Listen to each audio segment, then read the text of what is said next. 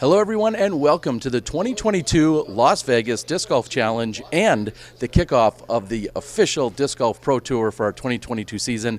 I'm joined by CEO Jeff Spring. And Jeff, I've got a big question for you, and it's only one for me today.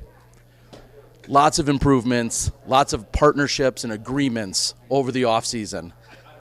What's the one that's your biggest win or your biggest accomplishment that you're most proud of as we're moving into 2022? Yeah, I'm probably going to loop everything in that we've been working on. I would say like expanding the Disc Golf Pro Tour staff. We've doubled our staff, which was a monumental task from getting our managers lined, posting positions, all the way through the hiring process to this end result. I mean, we've had long, meaningful partnership conversations with many of our partners. A lot of them wanting to go multi-year, which has kind of extended things. And by the end of the off season, we were really excited to close the deals with all of our partners. But I would say expanding our staff was the one thing I'd point to. And speaking of that staff expansion, we've got Zoe Andyke with some more questions. Thank you, Terry. Hi there, Jeff. Hey. How are you feeling to get the season kicked off? Happy to be here in Las Vegas? Yeah, we're thrilled. The Disc Golf Pro Tour Elite Series kickoff is perfect for Vegas. It's a great town with a lot of excitement, and the Wild Horse venue is private. It's beautiful. All we can ask for in February, I think, in terms of weather. And it should be getting better and better throughout the week. So our entire staff, and I think all the players are really thrilled. Speaking of the venue, there's been quite a transformation of the security and updated safety for the players. Can you expand on that just a little bit? Yeah, we've made significant investments across the board for player enhancements. Brought on a tour card, a pilot program this year, which allows for kind of a health and wellness program that players have access to. We have a lot of benefits, discounts, inclusions for them, but on site. We do have security now at every event. We have specified tour card parking. We have enhanced amenities, food, drink, hospitality, enhanced player warm-up areas, and the list goes on. So I could probably keep going, but it's been a big push to invest in all of that, and we're happy to roll it out here, and I think it'll only get better. All right, last question for you, Jeff. Coming off your huge 2015 Brewster Ridge Open win, did you ever consider playing the Disc Golf Pro Tour? I think that dream died about a decade ago, but I mean, like most players that play competitively, of course, I had visions of grandeur when I first started playing and improved, and that's the beauty of disc golf. It's you against the course, and anyone any day can put down a great score, and I loved my competition days. Now I'm just always thrilled to get out for some casual rounds, some practice rounds, and enjoy it with friends. Absolutely. Well, thank you very much, Jeff. I'm going to pass it off. Hey, Jeff, Chris with Gatekeeper Media. I just have one question. What was the biggest, frustration you had last year that you think would be different this year? Like, what was your biggest obstacle that you faced that you think you will have changed this year? I think a lot of the frustrations and issues and obstacles, has to do, with alignment of a growing sport. So parties, whether it's us, the PDGA, media teams, players, their stakeholders, all the stakeholders just kind of aligning in the same communication channels. And I think we've done a lot of work, especially with the PDGA merger at the end of last season. This is going to be the first year where we have a unified tour, where we're the official pro tour of the PDGA. So I think, as we get into this season, there's always more to do, but I think aligning, with our returning partners, and communicating well is number one for us. I look forward to the year. Thank you. Yeah, thanks, Chris. Hey, Jeff Grant-Zellner, PDGA. Just wondering, with all this work you've been doing this offseason, obviously loads of things going on behind the scenes, what's going to be most obvious to those following the sport? Where are they going to see differences from years past? Well, every year we really focus on improving the live broadcast. So we hope to show the improvements in the control room. We've expanded staff, ability to do more replays, ability to show more camera shots. So we really have focused on expanding our media team. So I would hope it's a live broadcast. But if you're on site, you're also going to see enhanced, spectator experience with more communication, better parking, more to do on site, and just a more structured spectating experience on site. So whether it's on site or online, I think that there's a better experience for spectators. Sure. And as a follow-up, as far as the players are concerned, where might they see some things changing and stuff for the better? Yeah, well, with the new relationship with the PDGA, and we're going to see a lot more PDGA staff here, as well as some, enhanced marshals. Have more resources on the course for players to help with rulings, to make sure speed of play is going well, and then also like the tour card implementation that I spoke of earlier. Whether it's private parking in locker rooms to hospitality, more warm-up areas, more resources for them.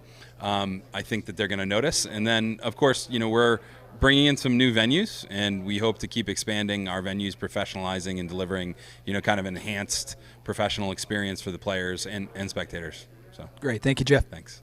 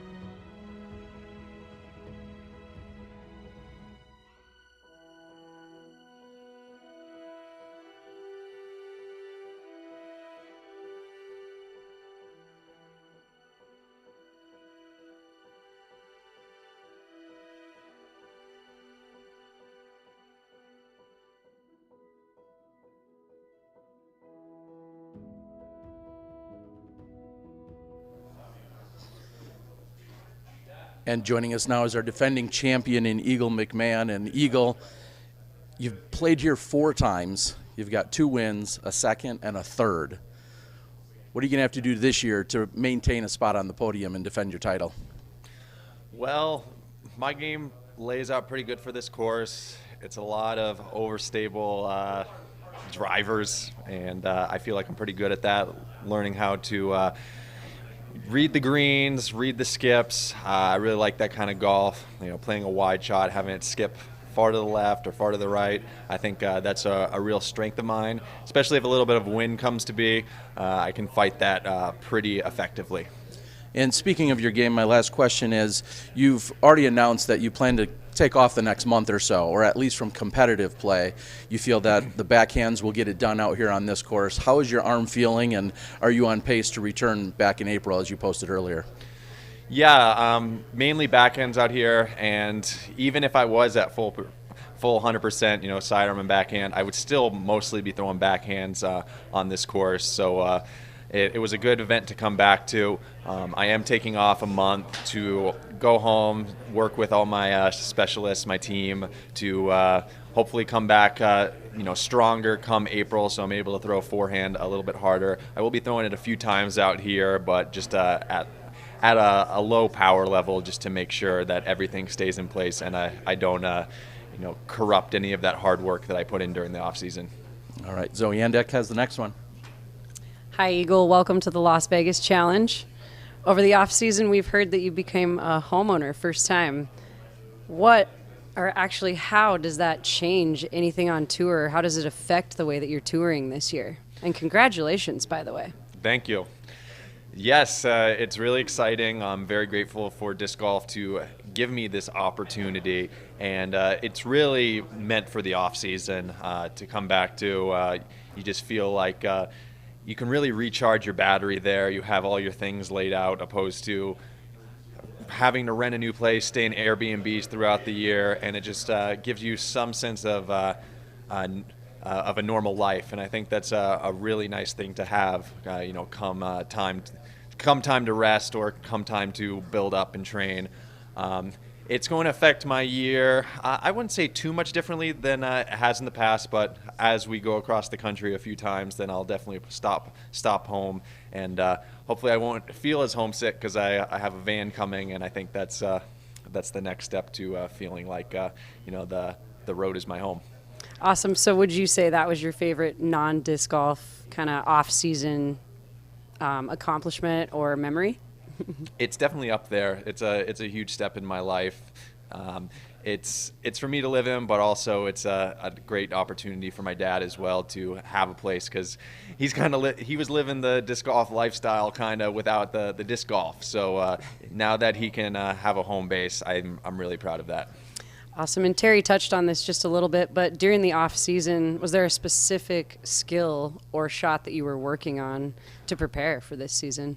I was throwing a lot of left-handed shots, just fun, but I go under the mindset that it's not as important for me or someone of my caliber to be throwing shots in the off season. I feel like my time's best spent doing training sessions, disc golf strong, and just taking some time off, because we throw so many shots during the year, and I'm going on my 14th year of playing disc golf, and I've put in 20,000, 30,000 hours, and I know how to throw a disc, but it's how much I can throw a disc. So as long as my body's durable, that's going to be the key. So I was really looking for longevity during this off season. Absolutely. Well, one more question. Can we expect to see any new molds in your bag this year, or anything drastically different in your lineup? The number one difference is I'm using my new putter, the Rainmaker. It's very similar to P2, but it was tailor-made to exactly how I like. So it's a little bit quicker out of the hand, a little bit straighter, and I'm really looking forward to using it this season. Awesome. Good luck, Eagle. I'm going to go ahead and pass it off to Gatekeeper.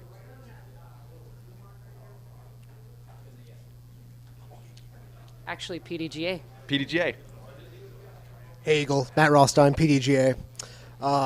You had mentioned that you've been working some shots to compensate for your forehand this year. Are we going to see any left-handed shots out here in Vegas? You never know. My left-handed comfort range is probably around 300 to 350 feet, and I prefer if there's no out of bounds around the basket, because that gives me a little bit more confidence, a little bit more margin of error. But it really depends what situation I put myself in.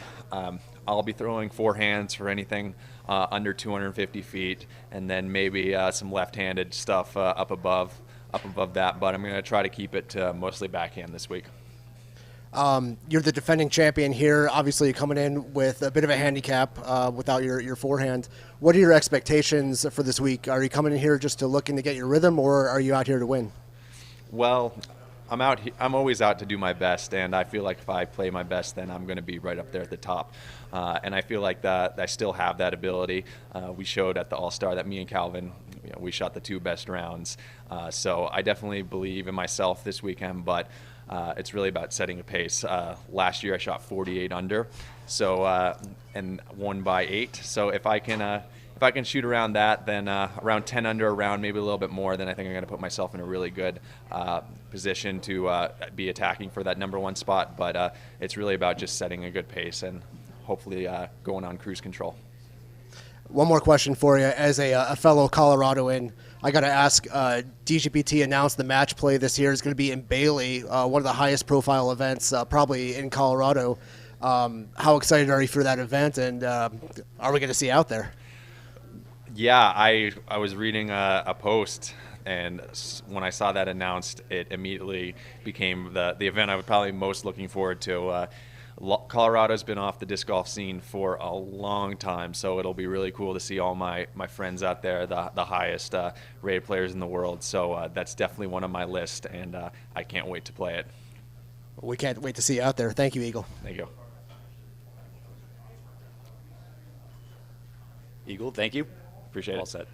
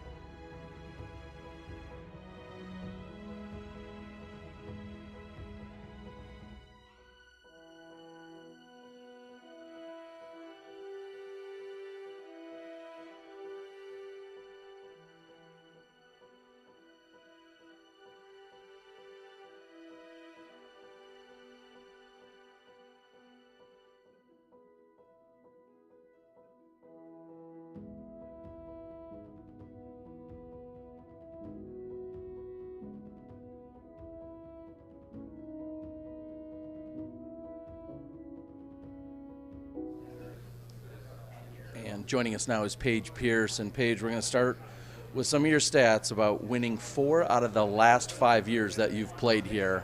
What is it about this place and the early season golf you're playing?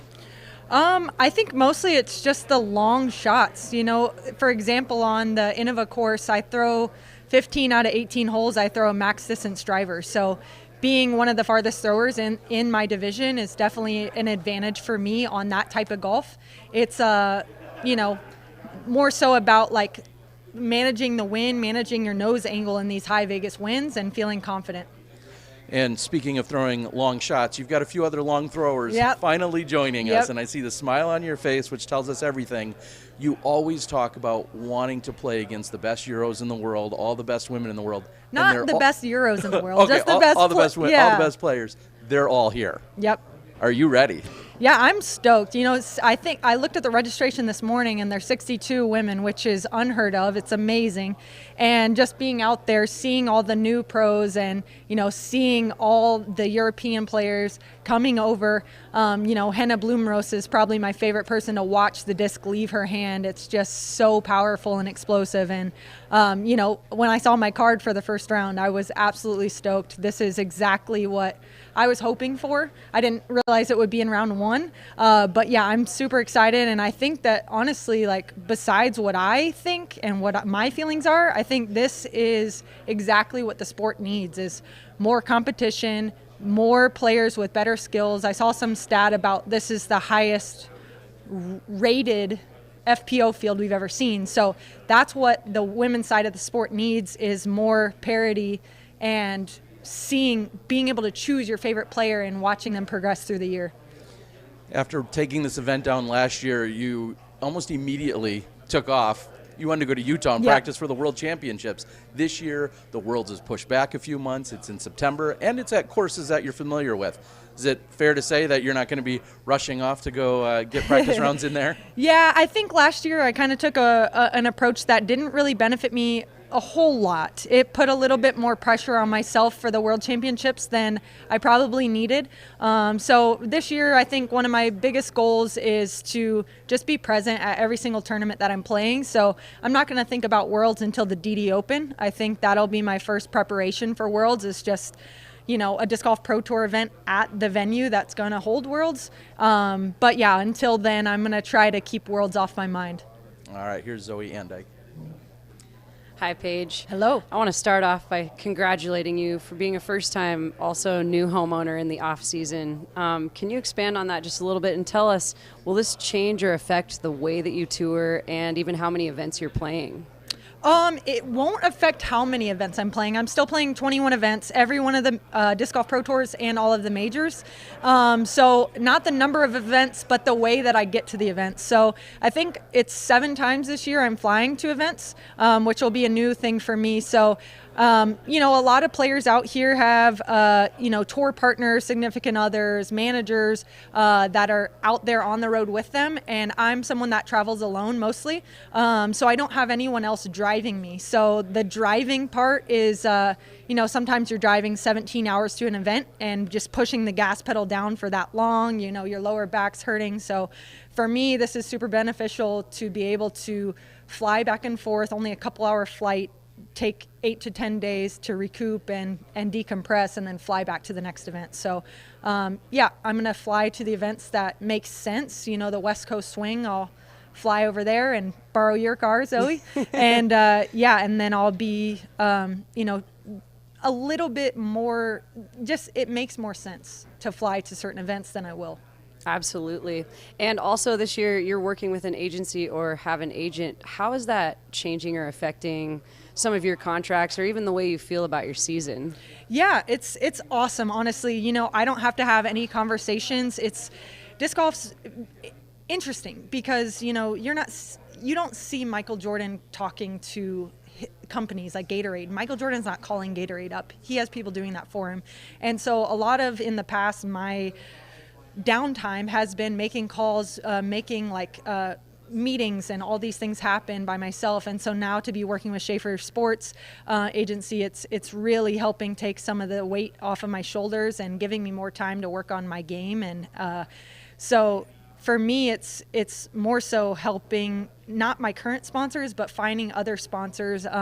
It is helping with current sponsors, but the things I'm most excited about is really just like getting into companies that maybe haven't heard of disc golf and bringing them into the sport. I'm now working with Eno Hammocks and also REI. So bringing in some new companies and growing the scope of who's heard of disc golf. Absolutely. Well, congratulations on all of those accomplishments. One last question. Do you have a favorite memory or moment from the off season? I have a hard time with the word favorite. It's like, I don't know. I don't like to compare moments or anything, but for me, just a great feeling is just like every time Alyssa and I leave the house and we come back and we got a new puppy, Torben, Thunder Bear is his name, and we'll come back to the house and he's just so excited to see you. It's like the best feeling in the world to just see, I wish humans could do that. When you see each other, your tail wags and it's the best feeling in the world. It's my first time being a pet owner, so it's been a huge highlight for me. A lot of big accomplishments. Well, good luck this weekend, and I'm going to pass it off to the PDGA. Thank you. Hi, Paige Granzoner, PDGA. Curious about what you've been working on this offseason, and in particular what you've been fine-tuning in the weeks leading up to this event. Yeah, a few things I was working on. I'll try to keep it brief. For me, I think about 2021, what were the things that needed improvement. I just put out a YouTube video if you want to look further in depth of this, but basically for me it's like standstill shots, like 100-foot approaches where it's just outside a jump putt range, but you have to power down, and then kind of not patent pending, but when you're stepping out and you kind of have a tree on your left, it's hard to do sitting down on the stool, but where there's a tree right on your left side and you kind of have to purposely late release it. That shot's been a hitch in my game, and then also just sidearm, just getting more confident with it. I have a good sidearm from about 280 feet, but trying to get that range up in feet and also just feel more confident so that when the time comes, I'm, prepared. So following that up, this week here in Las Vegas, we've been dealing with wind gusts of up to 50 miles an hour. Conditions during the tournament shouldn't be like that. How has that affected your on-course preparation, and how will you go into this first round with conditions being so wildly different from the way they have been? Yeah, I had 2 days of calm practice, 2 days of windy practice, which I am super thankful for, because there's nothing worse than preparing with calm and then the tournament, and you have this game plan, and then the tournament comes and it's windy and you're like, well, I didn't prepare for this. So I'm happy that I got the wind practice in. Some of my Discraft teammates helped me out with some more stable discs. And yeah, my discs are flying well, and it's just something to expect out here in Vegas. It's going to be windy, so get the disc lower, get it flatter, and use these dry grounds and go for that skip shot as opposed to the high shot in the air. Great, thank you, Paige. Thank you. Hey, Paige, Mitch with Gatekeeper Media. Last year in 2021, you finished in the top 5 in 23 out of your 26 tournaments, which is an incredible stat. It feels like continuously, year after year, you're building on it. How does something, going into this year that you feel like you're going to be able to build on, and maybe something you've been working on in the offseason, or something you're going to be able to build that consistency in 2022 with all these new players, from Europe coming over, and the level's never been higher? Yeah, for me, I think it's a lot about the experience. So being a competitor that's played these events year after year after year, it's now less about learning the course, and it's more about, developing a sound game plan and ways to attack certain holes, think about mistakes I've made in the past and go from there. So yeah, a lot of times when I show up to an event, I probably already know what I'm throwing because I've played it so many times. So just falling back on that experience and trying to stay confident and stay present in that moment. Yeah, that's awesome. Thank you, Paige. Paige, thank you. We'll be right back.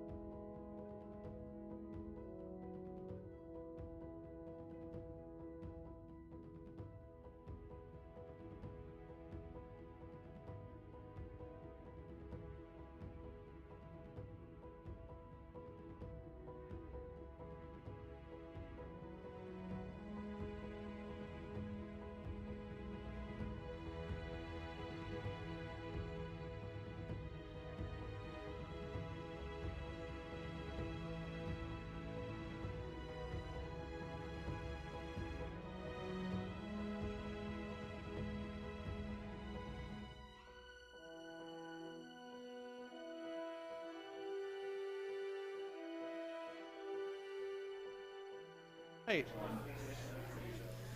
And joining us now is Ricky Wysocki. Ricky, immediately as you make your entrance, everybody's wondering about the shades. Do we have a new sponsorship announcement? Right? Let's start there. No, we don't. Just sunny. I mean, it's not really like warm out, but it's still pretty sunny. I mean, when you're driving, you know, the sun rays hitting your eyes. I mean, you gotta protect the eyes.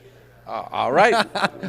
I'll get down with that. All right. So my question is, yesterday you took some time off from practicing, and we saw the first appearance of the First Putt Initiative, which says that you're going to give away over 100 baskets and 10,000 discs in total this year.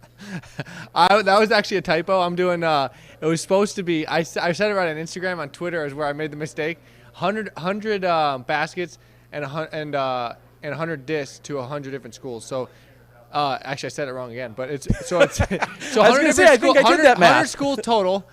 Each school is going to get a basket and 100 discs. Yeah, that's pretty incredible. Yeah. So tell us about the experience yesterday as you were out there doing this. Yeah, no, it was awesome. The foundation has been really started since the beginning of the year. We really started kicking it in gear and getting everything dialed in.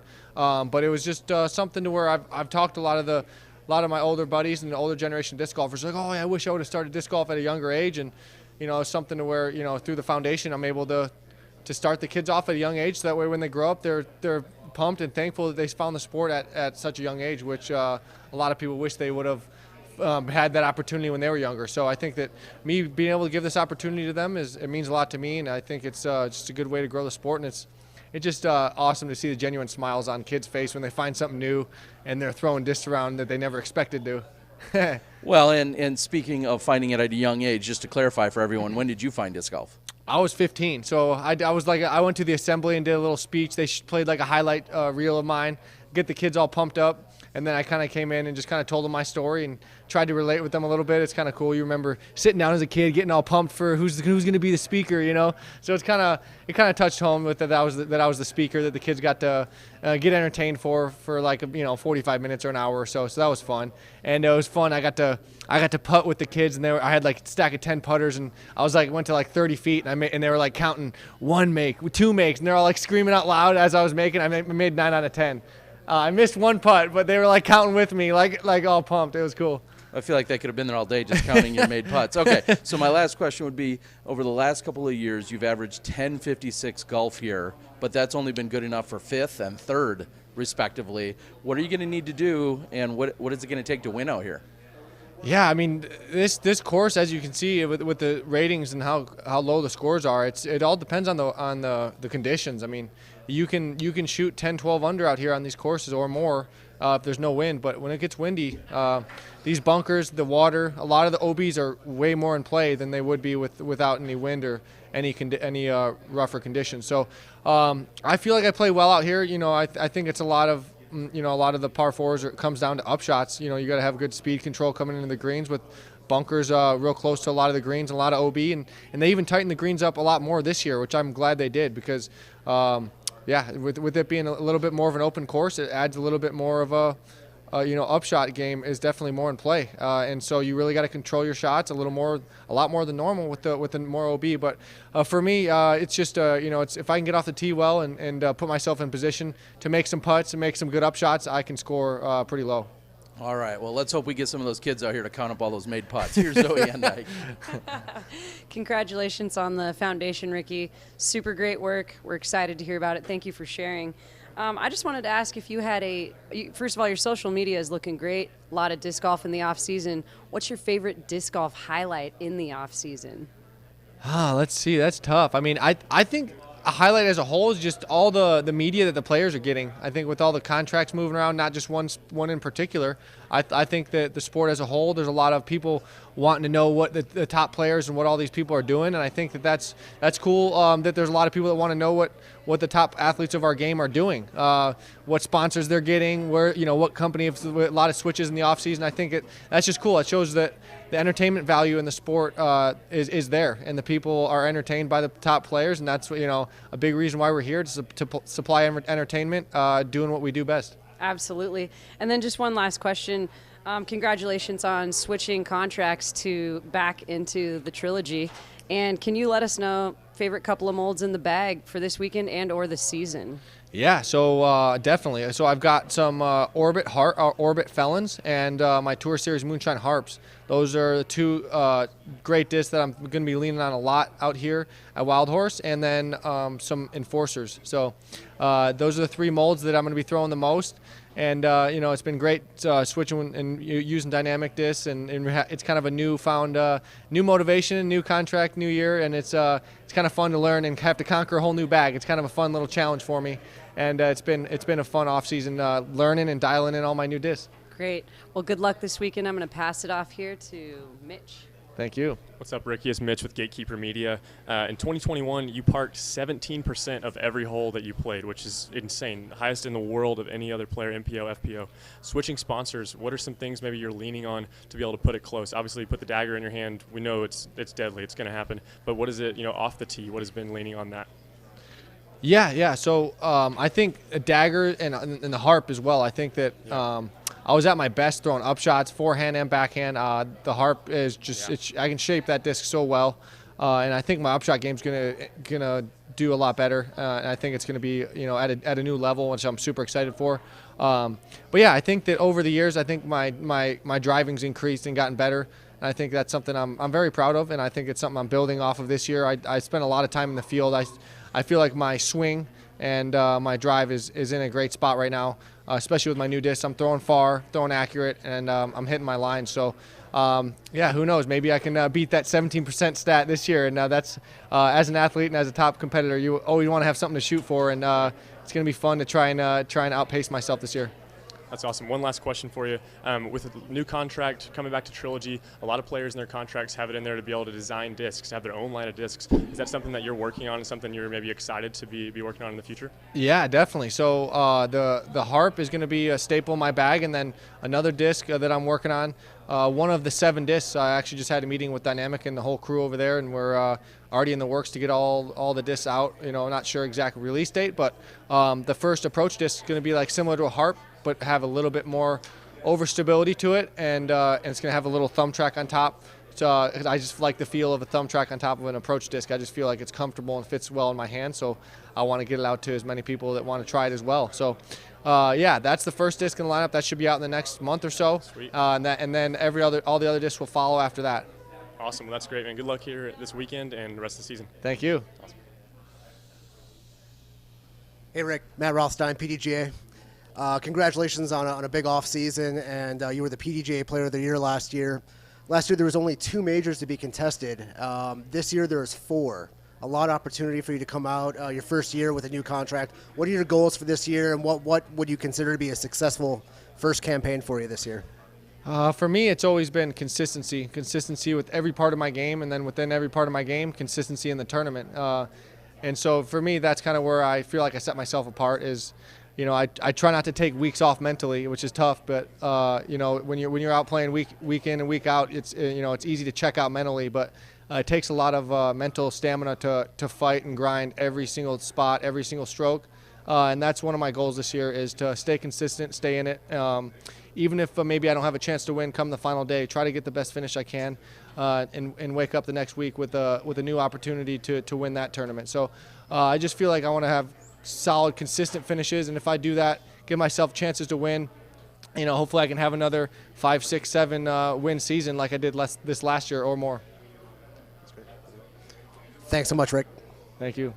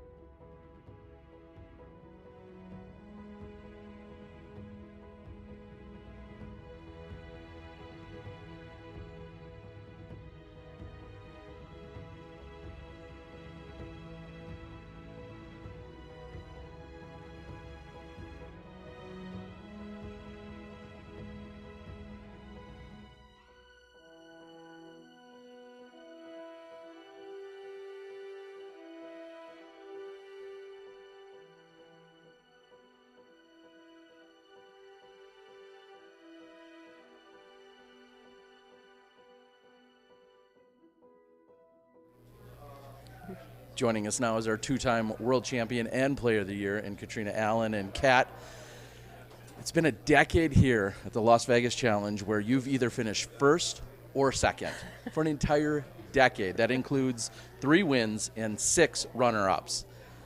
Everybody credits you for how proficient you are in the fairway, but clearly you're doing so much more than just staying in the fairway out here. What is it? I think out here it's eliminating the OB strokes. And I think these courses for the FPO are a little longer, and figuring out where the birdie is worth it and where it's not, because there are some holes that are reachable for me, but maybe 6 out of 10 times or 4 out of 10, I should say, that I'm going to reach the OB or find trouble. And so just realizing it's not worth it. Just get the par and move on. And yeah, I think but I do think consistency in the driving has been what's led me to, have a chance at the end of the round, at the final round. Another thing that we're seeing this year, and we know that you are typically, you retire kind of early in the evening, and you get up early and you work really hard. Yeah. This year we're seeing the Pro Tour go back to women teeing in the morning. How does that feel for you? Because it feels like sometimes you've kind of wandered around what are you going to do with your afternoons? Right. So I'm actually going to find a completely new routine for this season. I have been getting up at like 4:45, 5:15 to get to the gym so that I would be rested to practice around the same time that we would play. But I'd probably have to wake up at like 1 or 2 in order for that to work with the new schedule. And even though I'm ready for bed at 6:30, I think that's a little extreme. So I've just been getting up, starting my morning, having a good breakfast, and then practicing about the time I'd be going to the gym, and then I'll go to the gym after. Even though I don't prefer that, that's what the tour is bringing. And this year, or I should say this weekend, we're going to see one of the most competitive FPO fields ever. How excited are you? I'm really excited, yeah. I mean, it's been incredible to watch the growth, and yeah, it'll be exciting, I think. We might see it come down the stretch where like 3 or 4 women are in contention, and that would be really fun, I think, for the viewers and for someone who's extremely competitive and, feeds off of that. Best of luck to you this week. Here's Zoe Endike. Thanks, Terry. Hi, Kat. Hi, Zoe. Welcome to Las Vegas. I want to congratulate you on your sponsorship change to DGA, arguably the most exciting contract change of any player in the disc golf world. So I want to ask you a little bit about your signature Vortex disc. Can you describe the moment when you first saw and felt that disc? What was that like? Yeah. I mean, it obviously feels great in the hand, but what I was really excited about is like my first throw, which you can see on YouTube, actually the legit first throw, and you can see my reaction was fun, because I wanted a disc out of the, like right off the shelf. You can release with hyzer and it flips up, goes straight, or even turns a little. That like really nice speed and fairway driver that you get, and then you lose it and you're like, now I have to beat one in again for 2 years. It's that disc right off the shelf, and that's why I'm very excited about it. Fantastic. Yeah. That's a disc everyone can use. Yep. And then if you don't mind just sharing a little bit about the process of building it, what was that like? I mean, I obviously don't know much about like how things need to work, so I just have to thank, the DGA crew for doing that for me. I just knew what I wanted it to do, and they did all the, science or logistics behind it. Okay, one last thing. Yeah. Again, the contract being so exciting, what does the support feel like? A player that's so deserving, has worked so hard, 2-time world champion. How's this support going to affect your entire season? It's been amazing, and Scott Kesey is one of my closest friends. They were actually my first ever disc golf sponsor, and we stayed friends over the last 12 years, and they said, Kat, you just go out, you stay focused on doing all your stuff, going to the gym, worry about your diet, worry about practicing, and we'll do all the other stuff. And that is really like what's been so nice. Is just I can just be Kat and do my thing, and they're just stoked to have me. So wonderful. Yeah. Thank you, and good luck this weekend. Yeah. I'm going to pass it off. Thanks. Hey, Kat, it's Mitch Phillips with Gatekeeper Media. Hi. Obviously, congratulations on an amazing 2021. Moving into this year, new sponsor. Something maybe people don't realize is throwing DGA, you have the ability to throw a Discraft mold here or there. Are there any of those molds make it into your bag, or you stay in all Discraft? All DGA? I'm all DGA. Yeah. I think maybe what was easy this off season is they don't have, say, as big as a selection as other companies, but what they do have, they've perfected.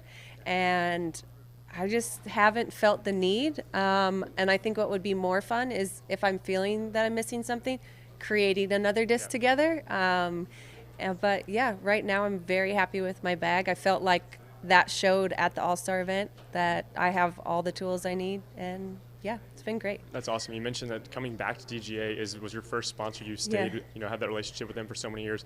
What does that mean to you to be able to come back home? I mean, it obviously builds confidence and stuff, but what is, the biggest change? It's been so many years since you've been back with DGA. Yeah. What are some things that DGA is doing that people don't know about? They're kind of coming back into the scene with some big signings. Speaking to that a little bit.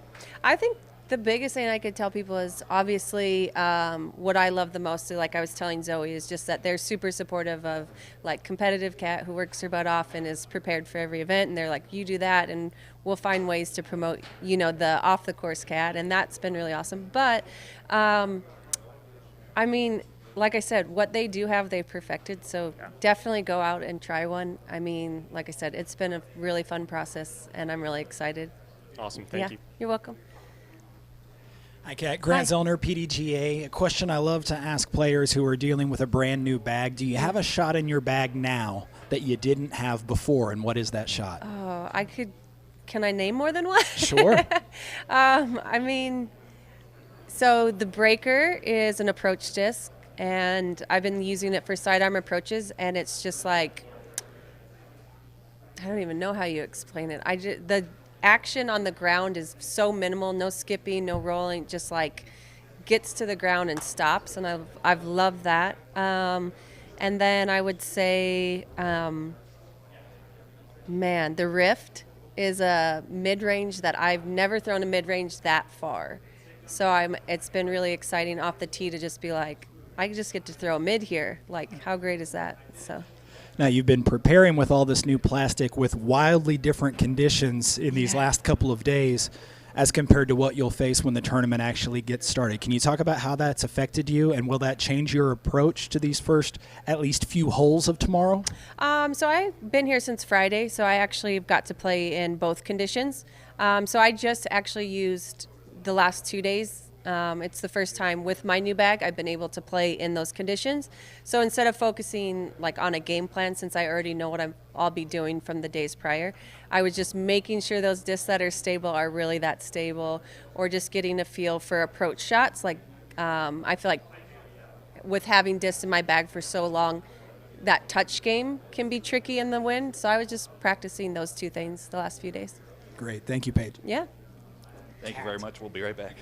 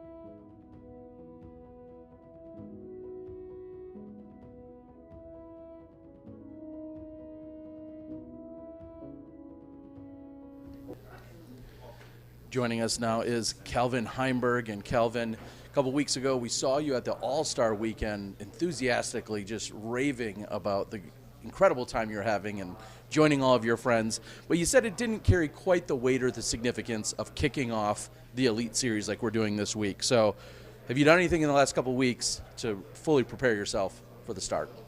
Yeah, I mean, I've started to play a little more, I guess, and practice putt a little more. So I feel pretty good for it. I feel pretty ready. The All-Stars was definitely a good little warm-up, but as we said before, it doesn't quite carry the same weight. I mean, it was like a team competition, and the majority of our season is individual stroke play. So it's more on me now to perform for myself rather than, just kind of having fun with the other All-Stars from 2021. And some of the other things that you've been performing or working on here in the off-season include a van build-out. Yep. Give everyone a quick update as to when we're going to see that and what that process has been like for you.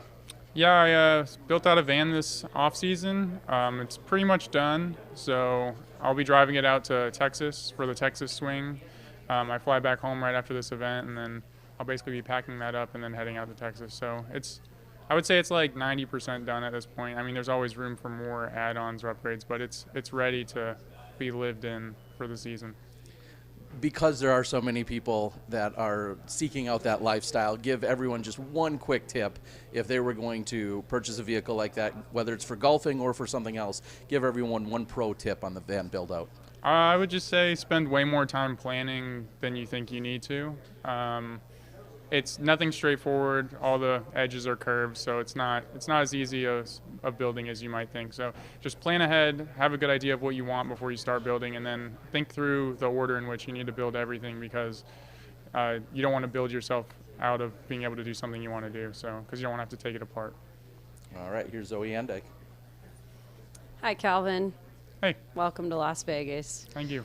Recently, you've committed to fans and followers that you're going to be a lot more involved and active on social media.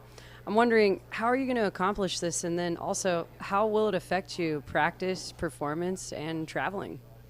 I don't think it's going to affect traveling at all. I'm still going to be making it out to the majority of the Elite Series events. Really, it's just taking a little more time out of your day and kind of just thinking about, pulling the phone out, taking some videos or pictures, and posting them. It's just creating a habit. Not something that I'm used to, and something that definitely takes work, but hopefully it'll become easier as time goes on. Well, we all want to thank you for doing that. I know fans want to hear more. Can you let us know if there's any molds in your bag that we haven't typically seen, or new discs that you're excited about? Yeah, the only new mold in my bag is the Innovatoro. Hasn't been released yet, but hopefully sooner than later. It's a overstable approach disc, so I'm looking forward to throwing that on forehand approaches and some backhand drives. Awesome. Well, thank you so much, and good luck this weekend. Thank you.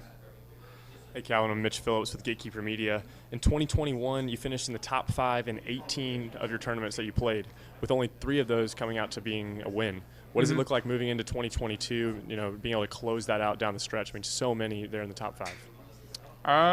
Yeah, I mean, I think a lot of it's just giving yourself the chance and putting yourself in the right place going into the final round. Closing out events is hard. There's a lot of good players, and there's a lot of people competing for the win at the end. So top 5s are nothing to scoff at, but yeah, I would definitely like to come through with some hotter rounds and in the final round to hopefully come through with more wins this year. Yeah, and with us coming into 2022, a lot of the European players coming over, some of those, being on your card this week and you're moving forward, what does it look like, as a player? From the outside, we're excited to see all these players come in. What does it look like to, see the game elevated and maybe the style of play change as the sport grows? Yeah, it's definitely exciting to see them come over. We haven't really seen many of them the past couple of years due to travel restrictions. So I'm excited to see how their games are and how they compare to ours and how they compete, because I know a lot of them are going to be over here for the majority of the season, and it'll be cool to see new faces, see how they play. But as a whole, I don't think the style of play is really going to change much. We're playing a lot of the same courses, and I think there's some pretty tried and true strategies on how to attack a lot of these courses. So stylistically, I don't think the game's changing because they're coming over, but it will be cool to see new faces on lead cards pushing for wins. Awesome. Thank you, man. Hey, Calvin. Matt Rothstein, PDGA. Hey. Good to see you in Vegas. Yep. This is the start of the season, but a couple weeks ago we saw you out at the All-Star event. You hit a big putt to close it out for Team Katrina. It's an exhibition event, but are you still able to carry the momentum over? Is that a meaningful win for you coming into this event? Yeah, I've kind of talked about it a little bit. That I don't feel like it.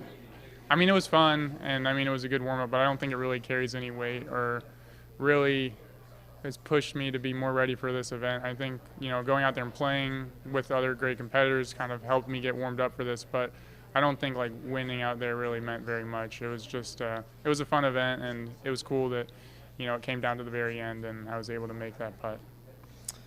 Last year there were only 2 PDGA majors. This year you're going to have a shot at 4 majors. Yep. It's something that's missing from your resume. How meaningful would it be for you to take one of those home this year? Yeah, that would be amazing. I mean, I haven't won one of those yet. Haven't really had that many opportunities either. Since I've started touring, I haven't been able to make it to Europe because I haven't had that event. And so basically I've had 2 chances a year for the past few years. So get 4 chances this year would be awesome to win one. That would be a great thing to check off the bucket list. Aside from the majors, what does a successful season look for you this year? Yeah, I'm just going out there trying to compete, hopefully get on, a bunch of league cards and be there at the end of events. I mean, nothing's like being there pushing for a win at the very end. So hopefully I get to see more of that this year. I had plenty of that in the past couple of years, so I'm looking to keep on the same kind of pace there. Excellent. Thank you, Calvin. Thanks, Calvin. We'll be right back.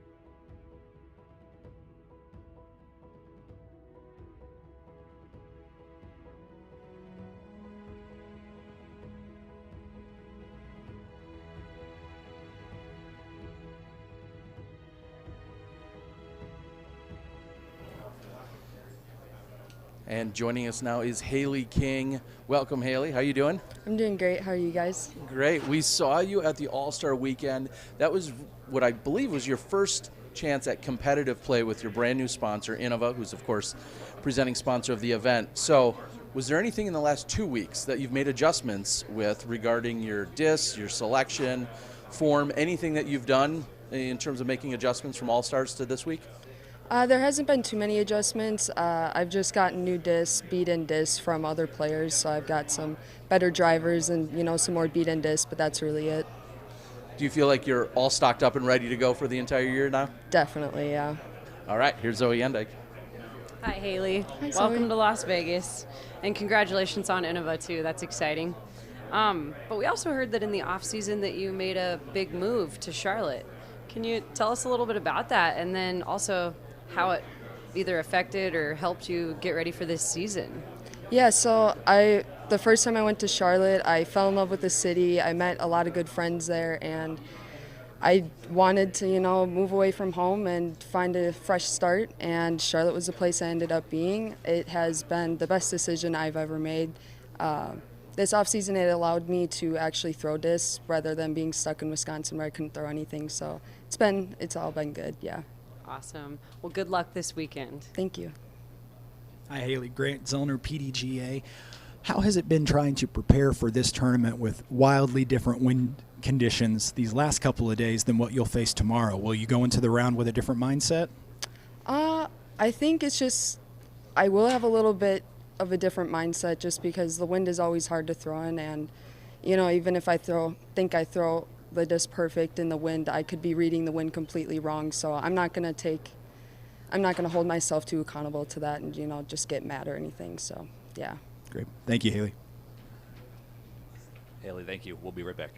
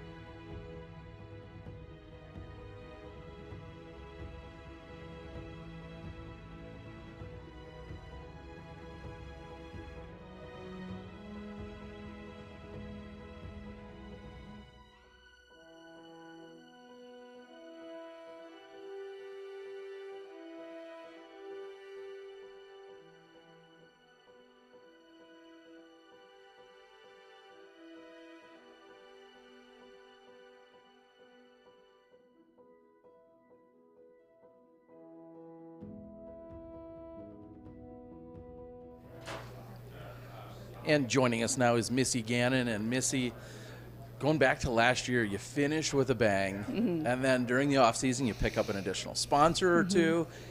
Are you ready to go for the 2022 season right now? Yeah, I feel really good. I feel like I had the most productive off season that I've had in this year. So I feel really prepared, and I'm loving all my discs. So yeah, I definitely am ready to go.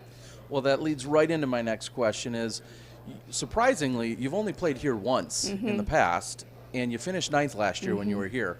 What are you taking from last year's experience, and then along with some off-season preparation, what are you taking to bring into the 2022 version of the Las Vegas Challenge? Yeah, well, I actually got here last Wednesday, so I got here a lot earlier than I did previous year, which allowed me to practice the courses. Since we play 3 different courses, it allowed me to actually practice all of them. Last year I didn't even get to practice one of them. So the fact that I still was able to finish pretty well last year, I'm definitely feeling better about my chances this year. And so I think that even just coming back to this course, since that was my first time last year playing all these courses, now I kind of have some familiarity with them. So I think I'll feel even more prepared, and I definitely put in the work to feel that way. So. And one of the big stories over the last few days has been the incredible winds we've seen. But you said you got here Wednesday, so I feel like you've probably experienced both calm and windy conditions. Yeah. Do you feel like you're ready to go for what seems like light winds for the rest of the week? Yeah, I think so. It was very, very calm for my first 2 practice rounds, and I'm never going to assume it's going to be calm here, but it does seem to be in the forecast that we're only going to have, pretty moderate winds. So, and then we're in the morning, so you just never know really what the morning's going to bring. But I think, so I've been practicing every morning, and it's kind of been a mix of everything. But, I also got to practice in the windy conditions. So I think I'm pretty prepared for whatever it throws at us. Well, best of luck to you, and here's Zoe Andike. Thank you. Hi, Missy. Hi. Terry touched on this a little bit. We've got some new sponsorships and new contracts, but can you elaborate just a little bit on what those are, whether it be Discraft or what else are you excited about? Yeah, so I, re-up with Discraft, a whole new contract for 2 more years, so that's really exciting. Getting those multi-year deals is always, always just feels really good, and, they want to have me, I want to be there, so it's just a really great partnership, and, I just feel so well supported, and I think that translates into some of the things that I've been able to accomplish. And other than that, I also picked up Team Ledgestone, so that's going to be really cool. A lot of merchandise, a lot of social media and stuff like that. So I'm really excited about that. Excellent. And can you let us know off-season highlight? And I would say maybe not even disc golf, but a couple of highlights from your off-season this year. Yeah, I think just the fact that I spent a lot of time in the Raleigh, Chapel Hill area in North Carolina. I had previously been going back to New York, which is quite cold and snowy and not really great for practicing and keeping my body moving, and disc golf a priority. So just being in warm weather and having that ability to continue, working on my craft. And that was overall just a really good highlight because I felt like I kind of didn't have that in previous off seasons. So yeah, it was just really a really nice experience. That crew in that area is really cool. I played like a skins match that was filmed, which was awesome, just a nice little competitive thing out there. So yeah, I think that was just the biggest highlight. Yep. Awesome. And before I let you go, which mold or molds are you going to be depending heavily on here this weekend? Thrasher all day, almost every tee shot, and I'm feeling really good. And yeah, if I can be relying on the Thrasher, then I'm going to have a really good chance. Excellent. Good luck this weekend, Missy. Thank you. Hi, Missy. Grant Zellner, PDGA. You are the returning Player of the Year for the PDGA, and this year you'll face a very stacked field, including the return of some European professionals. How is that affecting your approach to this season, and what will success look like this year? Yeah, and I'm actually the Pro Tour Player of the Year, not the PDGA Player of the Year. I said that incorrectly, didn't I? That's okay, though. My apologies. But yeah, but I'm excited to have so much, more ladies out here competing. It's going to be awesome to have the European players be able to be over here and participating in some of the biggest events. So I am always welcoming, more competition. And I think Kat had said it, having multiple women potentially fighting for, the win at the end of the day is going to be amazing for us, because you see it so much in the MPO field. I hope that that's what happens this year. So for the FPO field. So yeah, I'm really excited. I actually haven't seen any of them yet, so I'm kind of excited to see them again. Now, we know there's no off season, and players like yourself are always working on new aspects of your game. Are there any new aspects of your game that we can expect to see starting this week? I think that I've used it in the past, but I've been leaning on my forehand for approaches a little bit more, and off the tee if the tee shot calls for it.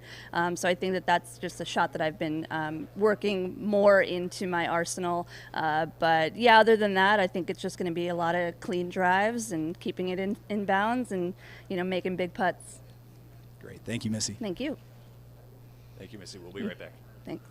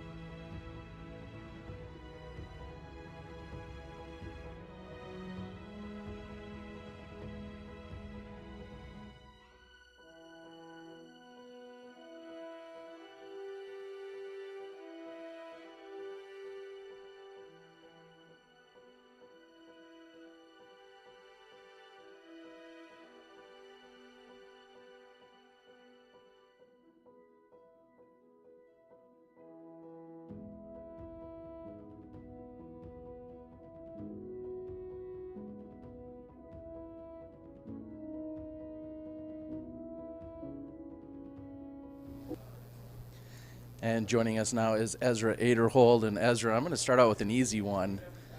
What do you remember about this event last year? I got second to Eagle by like 8 strokes. So definitely one of my best finishes, and I'm excited to be out here again.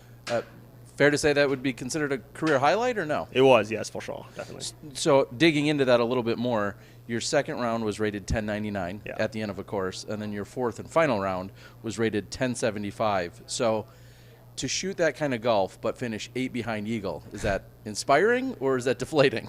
I mean, I definitely left strokes out there. The 1099 and the 1075, not as many, but the third day I definitely didn't play up to my potential. So definitely can clean some strokes up there. My game's feeling good, so hopefully I can play a little bit better than last year and maybe have a chance. Overall, how do you feel about 1060 golf, which is exactly what you averaged at this event last year? How do you feel about that? I mean, it feels really good. Obviously, depending on what course you play, it's going to kind of play different. This course, well, all 3 of these courses I feel like play really well to my game and my strengths, so it's easier for me to kind of have higher rated rounds out here than maybe a different course, but I think 1060 is definitely doable again. And then speaking of your strength, when we saw these high winds, 30, 40 mile an hour over the last few days, you certainly have an advantage with how much power you have and how you can manipulate the disc out there. Looks like the winds are going to die down. Were you secretly hoping that it would be windy? I'm okay with whatever. If it is super windy, I think it takes a little bit more thinking out there. It's kind of a puzzle as far as what disc to throw and how to attack certain shots and to know when to lay up. So I think course management comes into play a lot, and I've got my brother caddying for me, and he's really good at that. So I think I have a little bit of an advantage if it is super windy, but if it's calm, I know I can play well too. So I'm excited either way. All right, then my final question will be about your brother. Is he going to be on tour all year? Is that yes. Okay? That is the plan, yeah, full-time caddy, so I'm excited. All right, well, best of luck. Here's Zoe. Thanks. Hi, Ezra. Hi. That's really cool to hear about your brother. This will be your second year on Discraft. Yes. Will we see any different molds in the bag, or what are the molds that you'll be leaning on and different molds in the bag? Yeah. So I think one of the main discs I leaned on last season at this event was a Crystal Luna. I threw that thing really well, but that's actually out of the bag this season. I'm throwing Challenger SS's and Passions, are kind of the 2 newest kind of discs to the bag. Very cool. Yeah. All right. Is there a specific skill or shot that you were working on throughout your off season? Yeah, pretty much anything on Anheuser. So I worked a lot on getting actual angles out of my shots instead of just throwing Heisers. So kind of tried to open my game up in that sense, and I think it'll help, especially once we get to more wooded courses where you actually have to shape shots. I think that'll help a lot. And putting the Passion in the bag probably helps that out a lot. Yeah, for sure. Yeah. Okay. And then my final question for you is, let's see. Let's just actually say, what's your goal this weekend? Yeah, I don't really like to set like specific goals or expectations. I kind of want to just go into each shot with as much confidence as I can and know that I'm throwing the right shot and kind of take it as it is. Try not to force anything. If I throw a bad shot, just kind of walk with it and move on. So obviously I want to do well and win, but we'll see how it goes. Excellent. Good luck. Thank you. Hey, Ezra, it's Mitch with Gatekeeper Media. Since 2019 is when you turned pro, I feel like it's been a constant just moving up. Talk about what it's been like to come into this now, going into your 3rd year, and what you've experienced so far in these last 2 years. Yeah, it's definitely been somewhat of a kind of a wild ride. I entered my first tournament like 3 years ago and kind of built my game up a little bit before that time because I wanted to kind of be at the pro level before I even competed. But yeah, it's been fun. Obviously you have good tournaments and bad tournaments, but it's been on an upward trajectory, so I'm hoping to keep that going. Yeah. Talk about the difference of it. I mean, as someone who drove a Prius for many years myself, I mean, talk about the difference of that. I mean, the video, I remember thinking back to that, and now being in a touring vehicle with an RV with Discraft, how's it been with the confidence of that? Like Zoe said, your second year with them, confidence moving into year after year. Yeah, the RV is huge. Obviously, I think it makes it a lot easier to kind of relax, during the week. And it's nice to have all the amenities and not have to worry about where I'm going to sleep or things like that with the Prius. And it's nice to have the confidence of Discraft kind of backing me up and willing to take the risk of providing, that kind of thing for me. So yeah. Last question.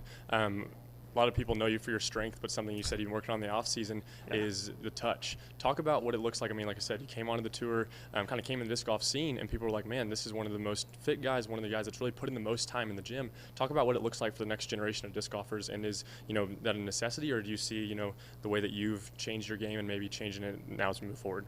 Yeah. I mean, I think distance is going to continue to be more and more important just as the courses get long and the competition gets tough. It's those certain holes that you can't even bolt if you don't have distance. So I think we're going to see more people that have the distance and the power. Muscles is one way to kind of help with that, but it's mostly technique. So right. I think we'll see more and more guys at the top that have kind of textbook technique that'll kind of elevate the game. It's awesome. Thank you, man. Thanks for pushing our sport in that way. It's huge. Appreciate it. Thanks, man. Hey, Ezra. Matt Rothstein, PDGA. You have had such a quick rise to the top level of the sport over the last 3 years. As you've gotten to where you're at now, are you finding it more difficult to make improvements and to progress in your game as quickly as you have in the last few years? You could say that, I guess. I feel like I've actually made some pretty big improvements just this offseason with shaping shots. I kind of built my game with technique first and got distance, so I was able to have kind of hot rounds just with the distance aspect of it. So I've been able to add things like shaping shots and putting, and there's definitely a lot of areas that I can still improve on. So I'm looking forward to that process as well. As you're out there competing against some of these top guys, what do you see as the difference between where you're at and the very, very top of the sport? Yeah, it's going to be just overall consistency. Obviously I know I can throw the shots that they throw and play the rounds that they play. It's just going to be continually doing that over and over again, week in and week out. How do you go about making that happen and working on that specific skill? I mean, it's kind of just a culmination of everything. I need to throw every shot better more often. So I think it's just going to take time and repetitions and figuring out what my weaknesses are and dialing those in and strengthening my strengths even more. Looking ahead to this season, obviously the sport isn't a place it's really never been before. What are your goals for the season, and what does a successful season look like for you? Yeah, I mean, I kind of want to take it, each event as it is. Obviously, I'm looking forward to the entire season as a whole.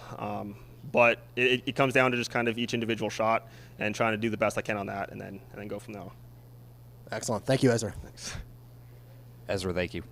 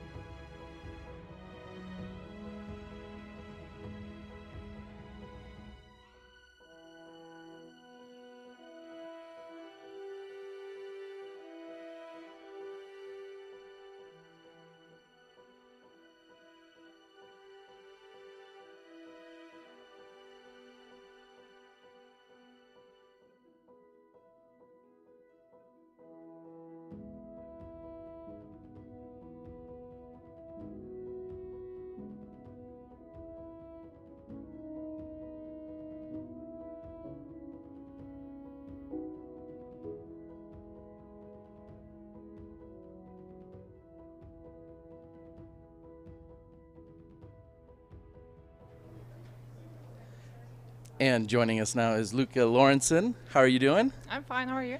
I'm doing quite well. Welcome. Thank you.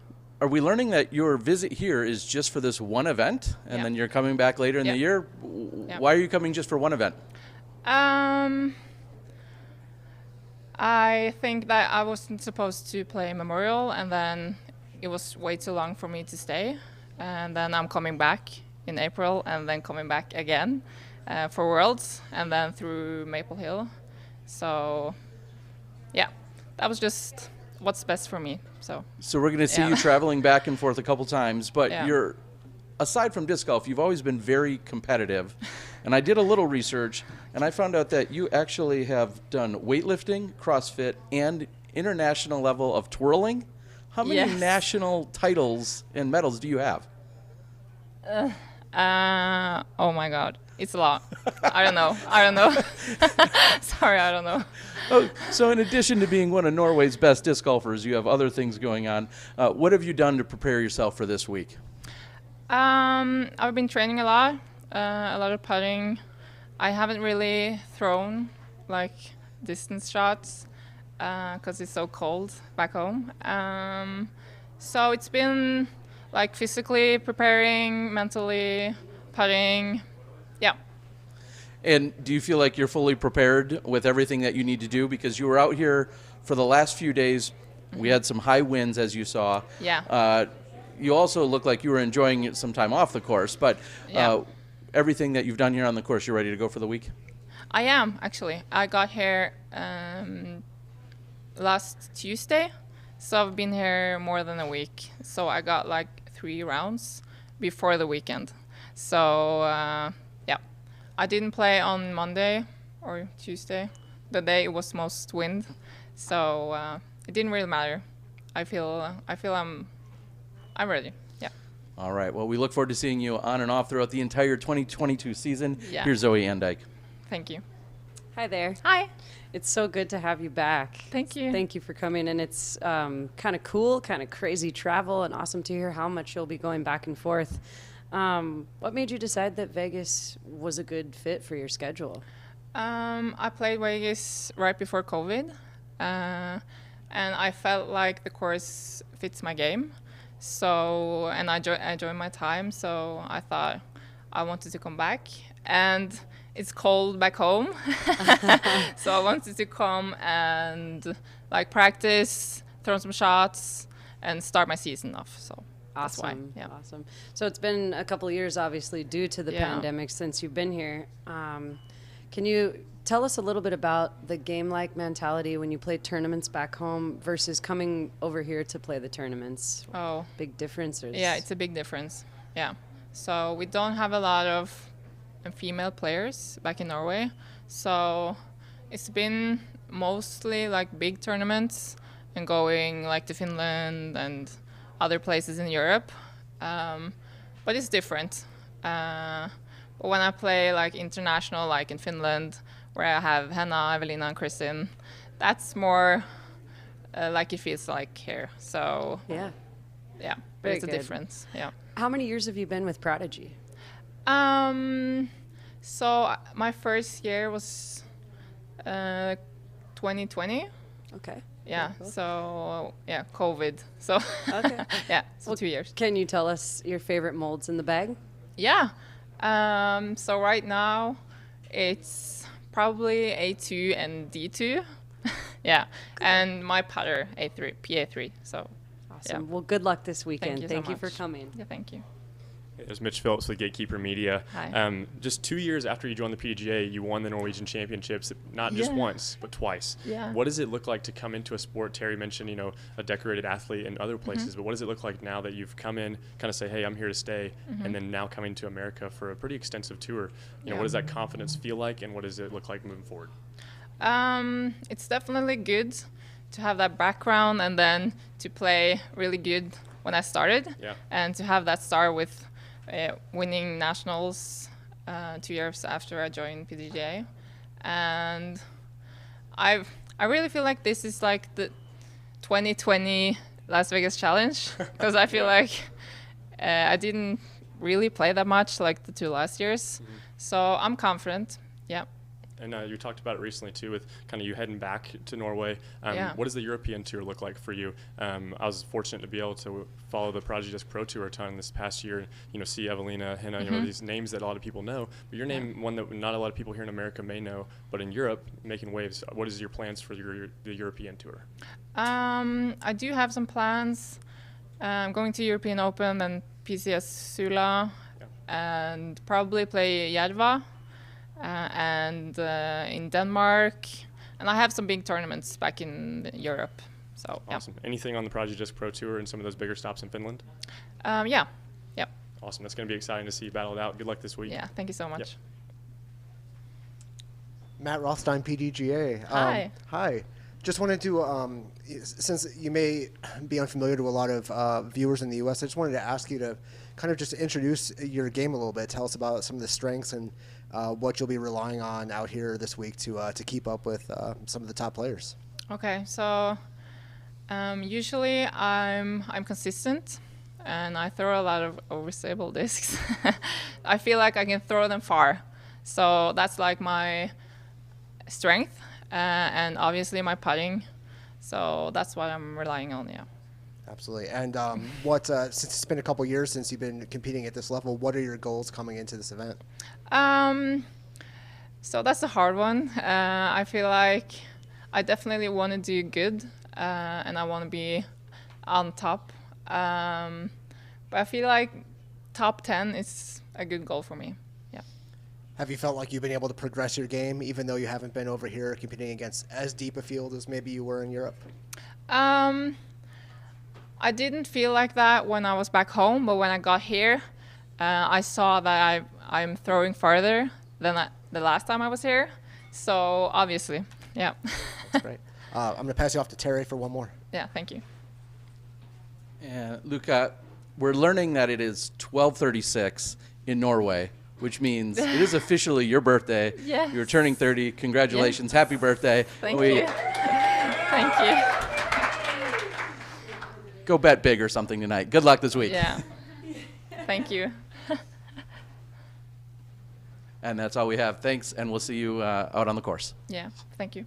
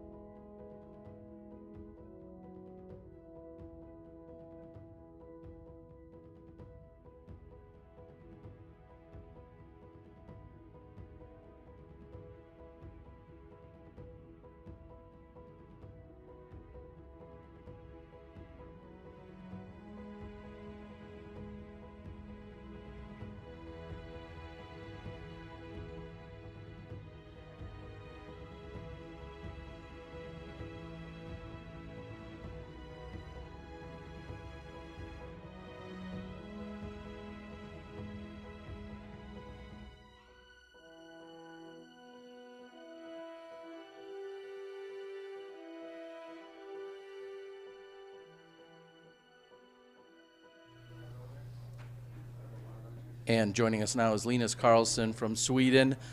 Very first question is, when did you arrive here, and what did you have to do to get adjusted to the United States in the disc golf? Oh man, I got here on Thursday, and I had like PCR test or antigen,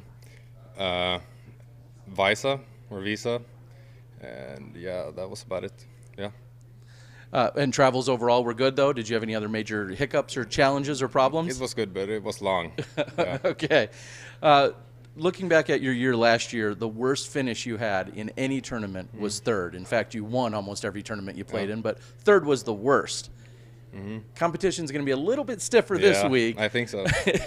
So how did you prepare yourself knowing that you're going to go against all of the best in the world? Yeah, I've been working out a lot. That's something I've never really, like training, like in the gym. I've never really done that on off season, so that's the thing. I throw farther now, and I'm more confident. Yeah. What were some of the things that you did to build the confidence? I'm not sure. I don't know. It just comes with it. I don't know. All right. Well, we wish you the best of luck. We got Zoe Andike. Hi there. Hello. And welcome to Las Vegas. Thank you. It's very nice to have you. Thanks. In this off season, looks like you exchanged contracts. You left Innova and joined Latitude. Can you tell us a little bit about that decision? Yeah, they asked me, and I was like, sure, why not? Yeah, that's about it. And they're helping enough support to help you be able to do the bigger travel? Yeah, I'd say so, yeah. Okay. They're really supported. Could you let us know your favorite discs in the bag right now? All right, so I'd say Stiletto, Rive, and not many people know this, but I'm putting with a judge. Harps, Pures, yeah, there's a lot of them, but yeah, that's my favorite. All right, and what discs will you be leaning on heavily this weekend? I think Stiletto in this wind, yeah, I guess so. One last question for you. What's your favorite thing about Las Vegas so far? Oof. I was going to say the weather, but it's pretty windy. But yeah, I'd say the weather. Yeah. Oh, yeah. Okay. Well, good luck this weekend. Thank you. Hey, Linus, Mitch Phillips with Gatekeeper Media. Dude, so excited you're here, man. What does you. it feel like to be able to finally come to the United States? I mean, making such a wave throughout Europe. You're the highest rated player in Europe that is coming here at such a young age of 22. Yeah, it's really nice to finally be here. I was here like 3 years ago now, and yeah, I'm just excited to be here again.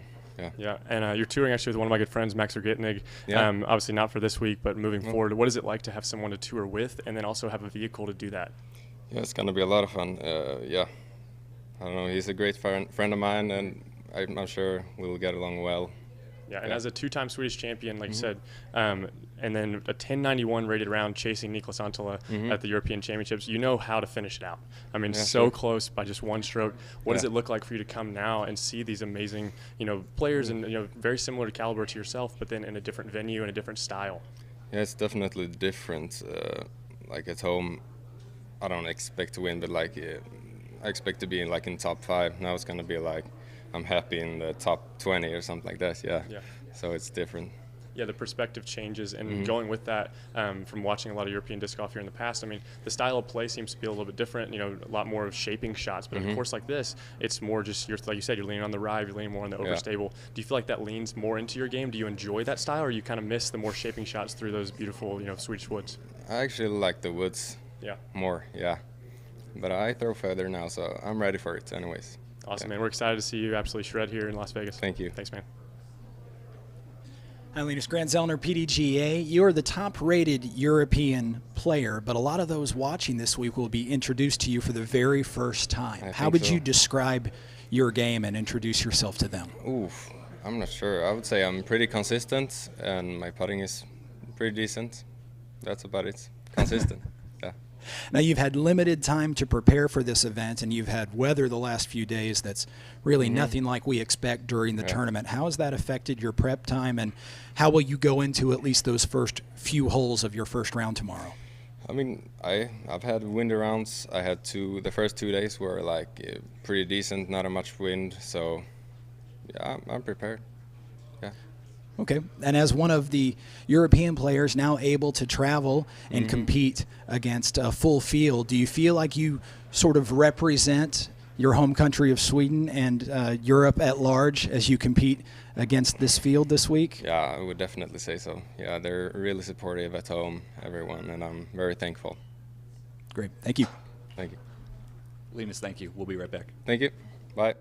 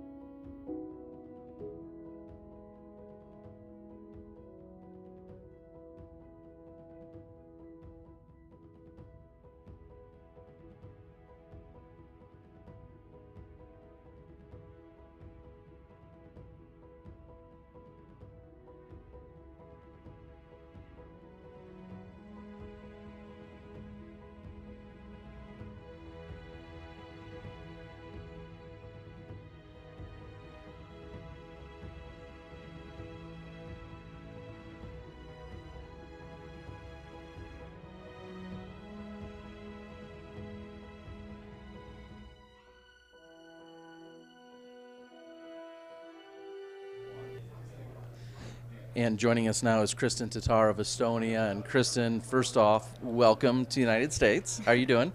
I'm good, thank you. I'm very happy to be here.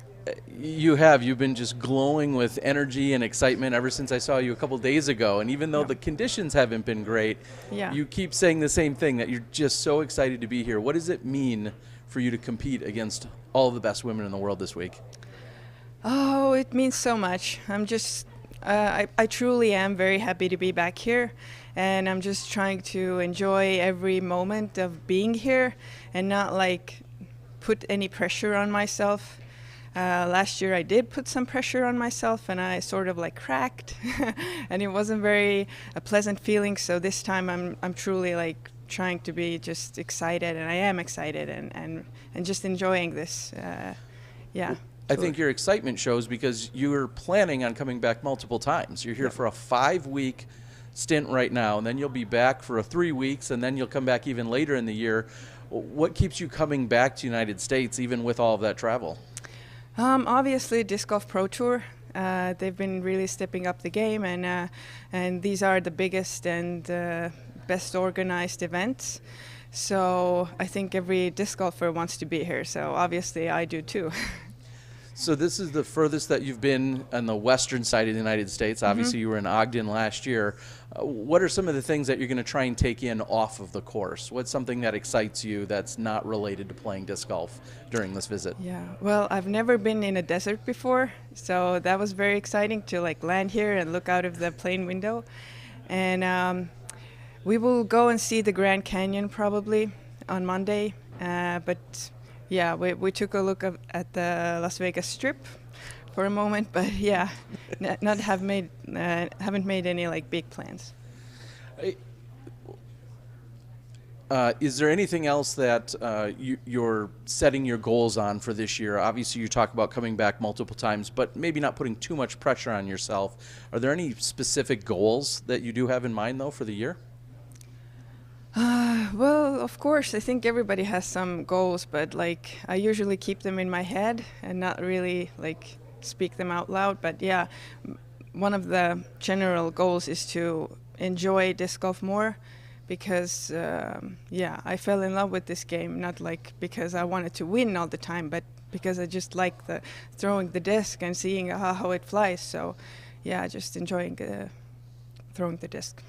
And my last question for you is, speaking of enjoying and that camaraderie and our Frisbee family, as I like to say, with the restrictions being a little bit lifted and things getting kind of back to normal, we're seeing more European players and a lot of other countries represented here. You said that provides a little more comfort as well, seeing other people? Yes, for me, yeah. It just feels more like home, so yeah, I feel more comfortable in a way. All right, here's Zoe Endike. Hi, Kristin. Hey. We're so happy to have you back.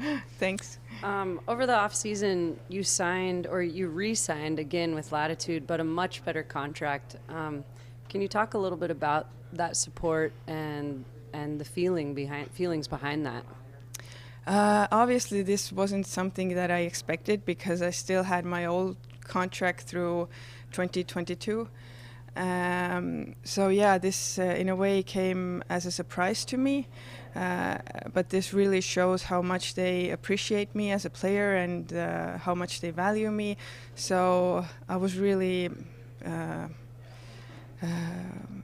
was really baffled,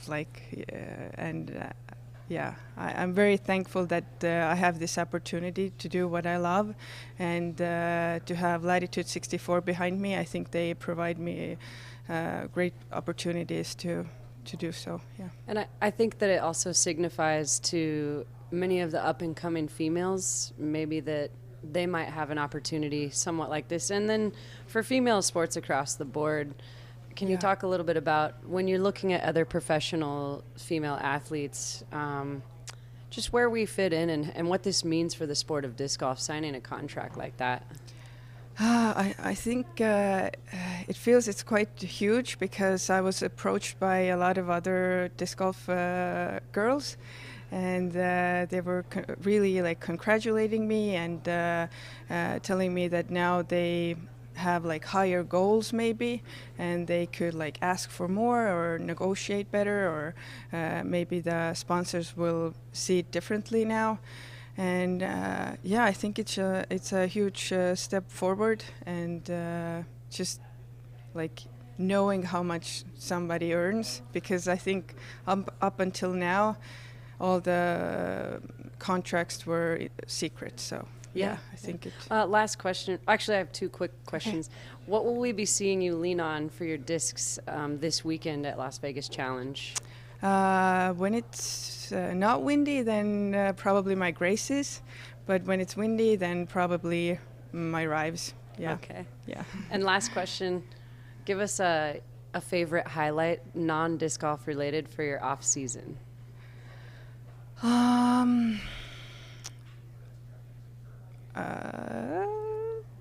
Yeah, well, I think this off season was just in general very good for me, because I think I moved forward mentally a lot, and I feel like I'm in a lot better place than I was last season, and just I think I was more present.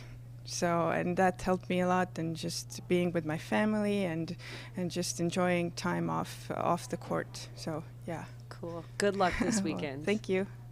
Hey, Kristin, Mitch Phillips with Gatekeeper Media. Talk more about the Grace. It's a disc. You had your name on the Pure for a while. With the Grace, did you have a hand in maybe making that disc? Is this something that is moving forward with part of that contract to be able to have discs more with the Kristin Tattar name on it? Unfortunately, I had nothing to do with the Grace. I just loved it the second it came out. I'm usually not good at like taking brand new discs and then throwing it and putting it in my bag, but the Grace was a disc that I fell in love with immediately. I felt like this was missing from my bag. Yeah, it's a very nice, like, I can't say understable, but it's stable disc, but it also like has a lot of glide, and it's just amazing. Yeah, it sounds like in your off season you just took leaps and bounds, like you said, with mental, be able to spend time with your family, with your daughter. I mean, so many things.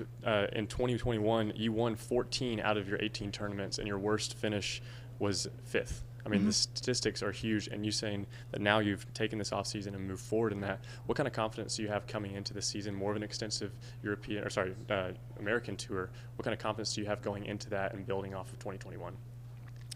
Yeah, as I said before, I just feel more present, and I feel more at ease with myself. I'm not putting a lot of pressure on myself, and I think when you're happy, it makes better results.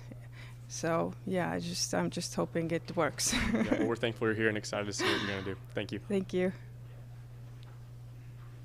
Hey, Kristin, Matt Rothstein, PDGA. How long have you been in the States, and how is your preparation going so far for LVC? I arrived on Saturday, on Saturday, so I've practiced for 4 days now. Yeah, well, yesterday I was just taking time off, but I mean, the practice has gone quite well. A couple of days were very windy, so you couldn't really throw the lines that you would normally throw. So that was kind of weird, but it was also like funny because the wind was so strong. But yeah, it has been going well. I had a very good practice day today, and I'm very excited to compete tomorrow. Last year, you were one of the few Europeans who made it with very restrictive travel. You had amazing success in the summer, won a couple of Elite Series in July, and then had to leave. How hard was it for you to step away after that success? Actually, it wasn't hard. I was really looking forward to going home because I felt really tired. So yeah, it wasn't hard at all. I was just looking forward to coming back to play at Winthrop, but it didn't work out, so that's okay. But I'm happy to be back now. Yeah. All right. Well, we're looking forward to seeing you play. Thank you so much, Kristin. Thank you.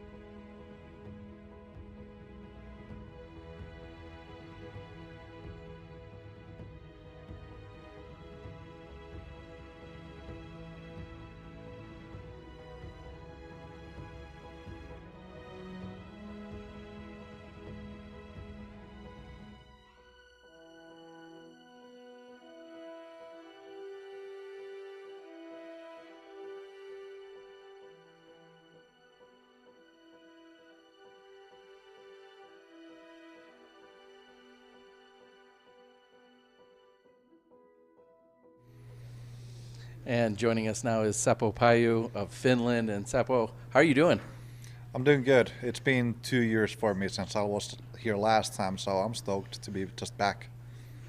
And that was going to be my first question, is so many of the Americans and the U.S. knows all about you and your skill sets. You were here for a couple of years, traveling around, playing extensively, but with the restrictions, we haven't seen you. So have you been playing as much golf just back at home? Yes, so just like here in the U.S., the sport has really exploded back in Europe, especially in Finland. So I've had a lot of things to do there with the tour growing there, and we're starting the European Pro Tour in Europe. So a lot of things going on there, and I have been playing just as much, if not more, over there. Well, and that was going to be my next question, which is, it seems like you're a very busy guy. And I didn't know, how are you dividing up your time of when you're getting out and practicing and playing versus when you're doing things from a business perspective, whether that's with Prodigy or the Pro Tour and everything else that you're doing? How do you...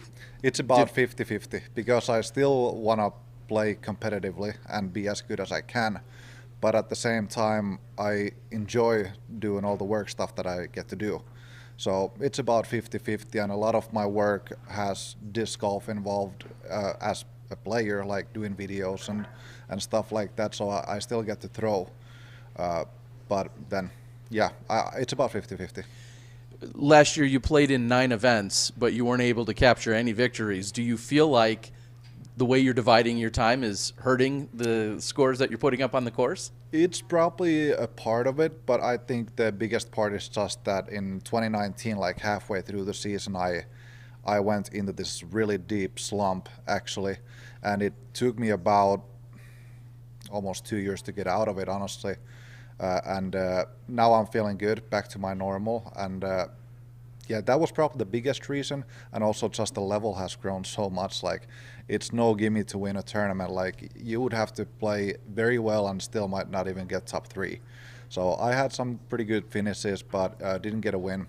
Got a couple podiums, but it's mainly because of the good play from others and my not so great play. Well, that's pretty obvious. What has been the most exciting about that growth that you speak of, especially over in Finland, in your home country? What are you seeing specifically that excites you so much? It's a little different in Finland, actually, to here. The biggest growth has been in kids. The kids have started to play the sport, which before was maybe 5 to 10% of the players were like 15 and under, but now I would say 40% of the players are probably 15 and under. So they really picked up the game, and I think with COVID and them not being able to practice ice hockey in the arena, then they wanted to go out and play frisbee, and they picked it up from TikTok and YouTube, actually, and that was the growth for them. It's a little scary to think we've seen so many prodigies and so many young superstars come from over in your area, so it's a little scary to think we've got even more superstars that are young and trying to come up through the ranks. My last question, will go back just a minute to, you said you had the slump. Was there anything you could share with the world that helped get you through it? Was it all internal and personal, or was there anything that you could share with the world that you found helped get you past it? I've gone through slumps. Obviously, I've played for a long time, so there are slumps and you can't avoid them. But that one was definitely the biggest one for me, and there were times that I thought that this was it for me. Like, I had some like major yipsies. I just couldn't get the disc out of my hand, so I just had to be alone, practice by myself, and really go through it, like get good enough shots by myself where I feel comfortable going in front of everybody to do it again. Because whenever I was in front of everybody, I got even more nervous and it would be even worse. So I took some time for myself and practiced.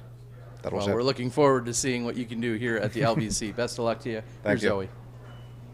Hi, Seppo. Hi. We're so happy to have you back. Thank you for joining us here for Las Vegas Challenge. Yeah. In years past, you've been all around it, but never quite a top 10 finish. What is going to be your attack plan for the courses this year to get into those top 10 rankings? I was just thinking about it the other day, and I think after all, you gotta play somewhat safe here. It always depends on the conditions, but if it gets any windy, you just want to avoid OBs pretty much, and that'll take you a long way. And Yeah, I mean, there's nothing really that I have done wrong other than just not executed perfectly. So I'm just looking to be consistent, and that's about it pretty much. All right. And you've been to the United States many times, traveled a lot of the tours. And then the pandemic took you away from us for a while. Yeah. But now that you're back, what's different for you this year in comparison to previous tours? The difference is actually way bigger than I was expecting. I knew that the sport has grown here, but I didn't know it was going to be on this level. Like just this moment right here that we're having, it's like going like 5, 4, 3. You know, we're live. That just that wouldn't have happened before, I don't think. And it's awesome to see. And there was this one guy the other day driving a cart on the course and just taking notes on the tee pads, like how they're shaped and stuff for Nate and Terry for the live commentary. So that's great to see. The standards are up. Yeah. And you've been with Prodigy for a long time. Can you tell us, is there any new discs or favorite molds in the bag this year? Many new molds coming up actually, and we are doing collaborations with Airborne, for example. So Cale Leiviska got to design his own driver, which is Falcor, and that's going to be going long ways for me this week. Awesome. Good luck this weekend. Thank you. Hey Seppo, Mitch Phillips with Gatekeeper Media. Great to have you back. I was fortunate to be able to follow you along with the Prodigy Disc Pro Tour this last year. Talk to a little bit about your role in that. You've been a huge your family and a huge bit of taking Prodigy and making Prodigy Disc Europe. Talk a little bit about that and the scene of that tour and just your role in that. My role in the tour is pretty much marketing the tour by making YouTube videos from each one. So I make sort of like course reviews with usually the local pro that I take with me, and they get to tell me about the course. And that is pretty much it. So promoting it on my social medias and YouTubes and all that. And I'm still a player in the tour, but obviously my whole family is involved, and we got a bunch of employees, so I'm staying with them and helping them with anything they need, but for the most part it's promotion. Talk a little about your play during that tour. I mean, second at Turku, third at Tampere. I mean, some great finishes, but then, like you said, just some inconsistencies in it. Something that saw change over the time was your putting. You seem to be trying out some different styles and trying to find something that works inside the circle, outside the circle. Have you been able to lock into that? And I mean, then coming to this wind, I was playing with this different putting style once again after the season, but I did go back to my normal putting a little bit more. I have figured out a few things what comes to technique, and I think they have definitely helped, and I got to play the skins match today for the GK Pro, and I think it showed pretty well. Awesome. Last question: can we get those sweaters, man? People in the YouTube comments freaking out about it. We've seen them all with all the great branding. It's the only person I've seen with such a sick sweater, bro. It's a Nike golf sweater. Yeah. Secrets out. Awesome. Thanks for bringing the style over here, man. Excited to see you. Thanks. Hi, Seppo. Grant Zellner, PDGA. You were the 2018 PDGA European Player of the Year. You're largely one of the faces of European disc golf. And then the pandemic hit. Do you feel like that stalled some momentum that you had built over the years? And now that you're back and it's 2022, how will you define success this year? I think it probably did, but at the same time, I was really happy to be just back at home. I didn't have the desire really to be here in the U.S. other than missing my friends and stuff like that. But disc golf in Europe, as I said, has grown so much that I just enjoyed it so much. I didn't really have the desire to be here, but I think this year I'm not really doing the full tour in the U.S., so I'm not gonna be seen on the top all the time since I'm only playing 2 or 3 events. But I think consistency is going to be the thing, and this year my motto is most fun wins. So even if I don't play good, I just want to have fun, because if you have fun, there's really nothing better. You don't even need to win if you have more fun than the others. Most fun wins. Well said. Thank you, Seppo. Thank you.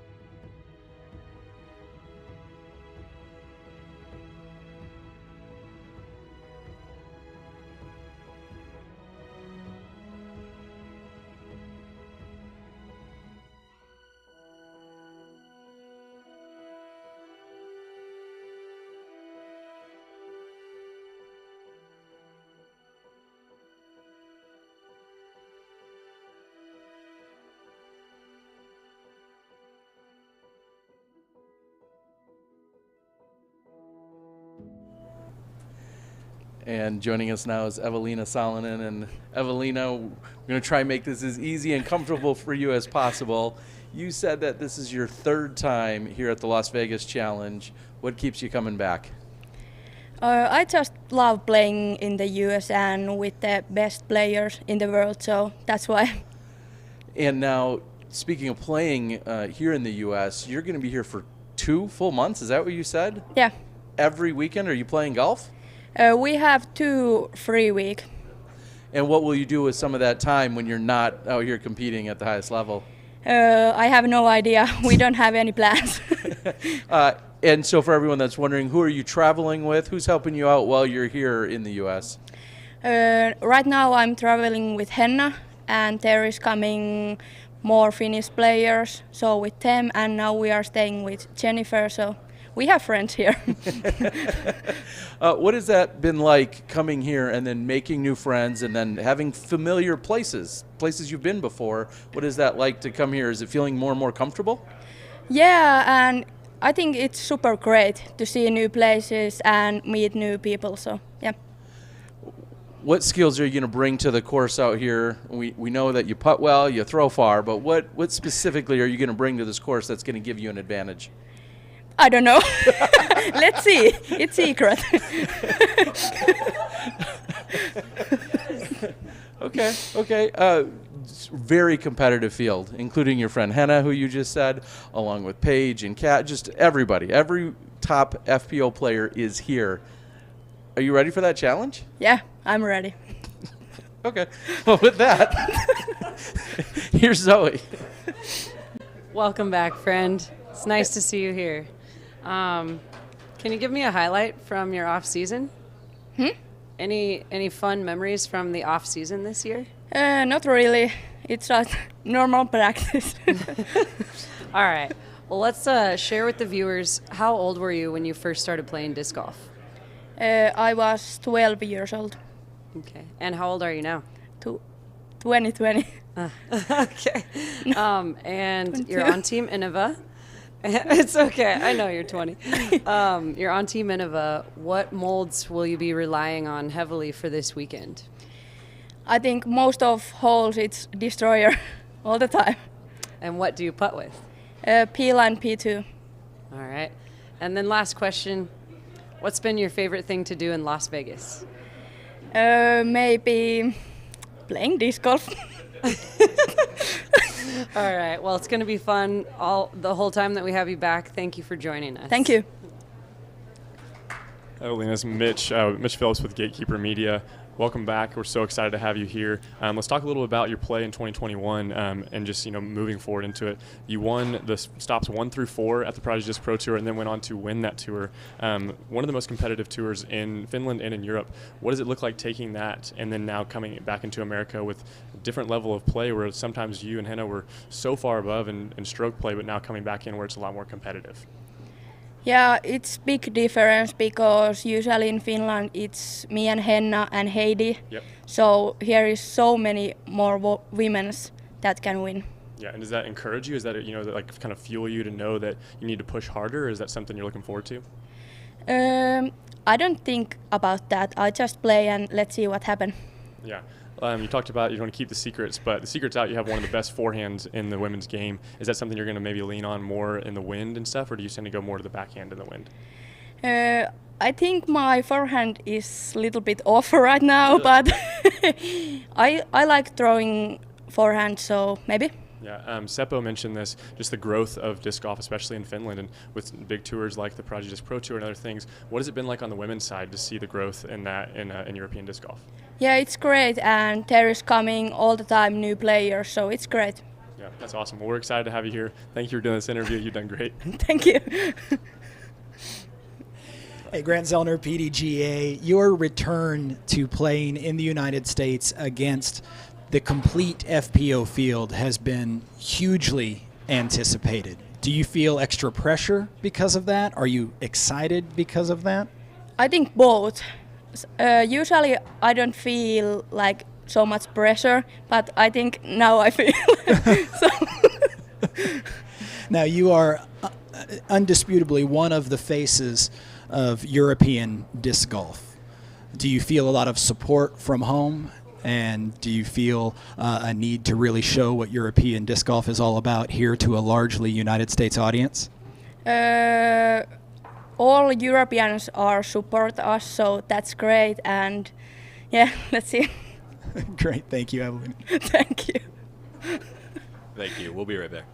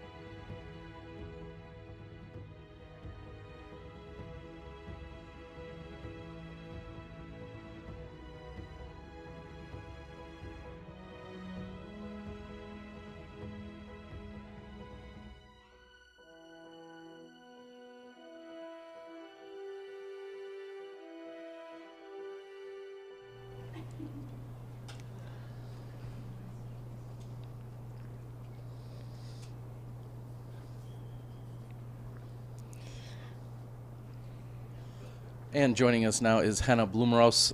Henna, as you walked away, you had a quick conversation with your good friend, Eveliina. What did she tell you about the interview? Excuse me? Did she give... I'm sorry. I was wondering if she gave you any advice, because you both said you were a little nervous. Yeah, she didn't. Okay, well, we're super glad to have you here. How have your travels been? Good. Okay. Earlier today, Paige Pierce said that you might be one of the favorite players that she ever watches throw. Mm-hmm. How does that feel to hear someone like Paige Pierce give you that compliment and talk about you that way? It feels really good. Yeah, I can't wait to play with her. I haven't seen her in 2 years, and so I can't wait that. Well, when you got introduced to disc golf, were you watching players like Paige, Jennifer Allen, Katrina Allen? Were you watching some of those players on YouTube or no? I don't really watch disc golf in YouTube. I just play, but yeah, Jennifer and Paige and Katrina is all my favorite players.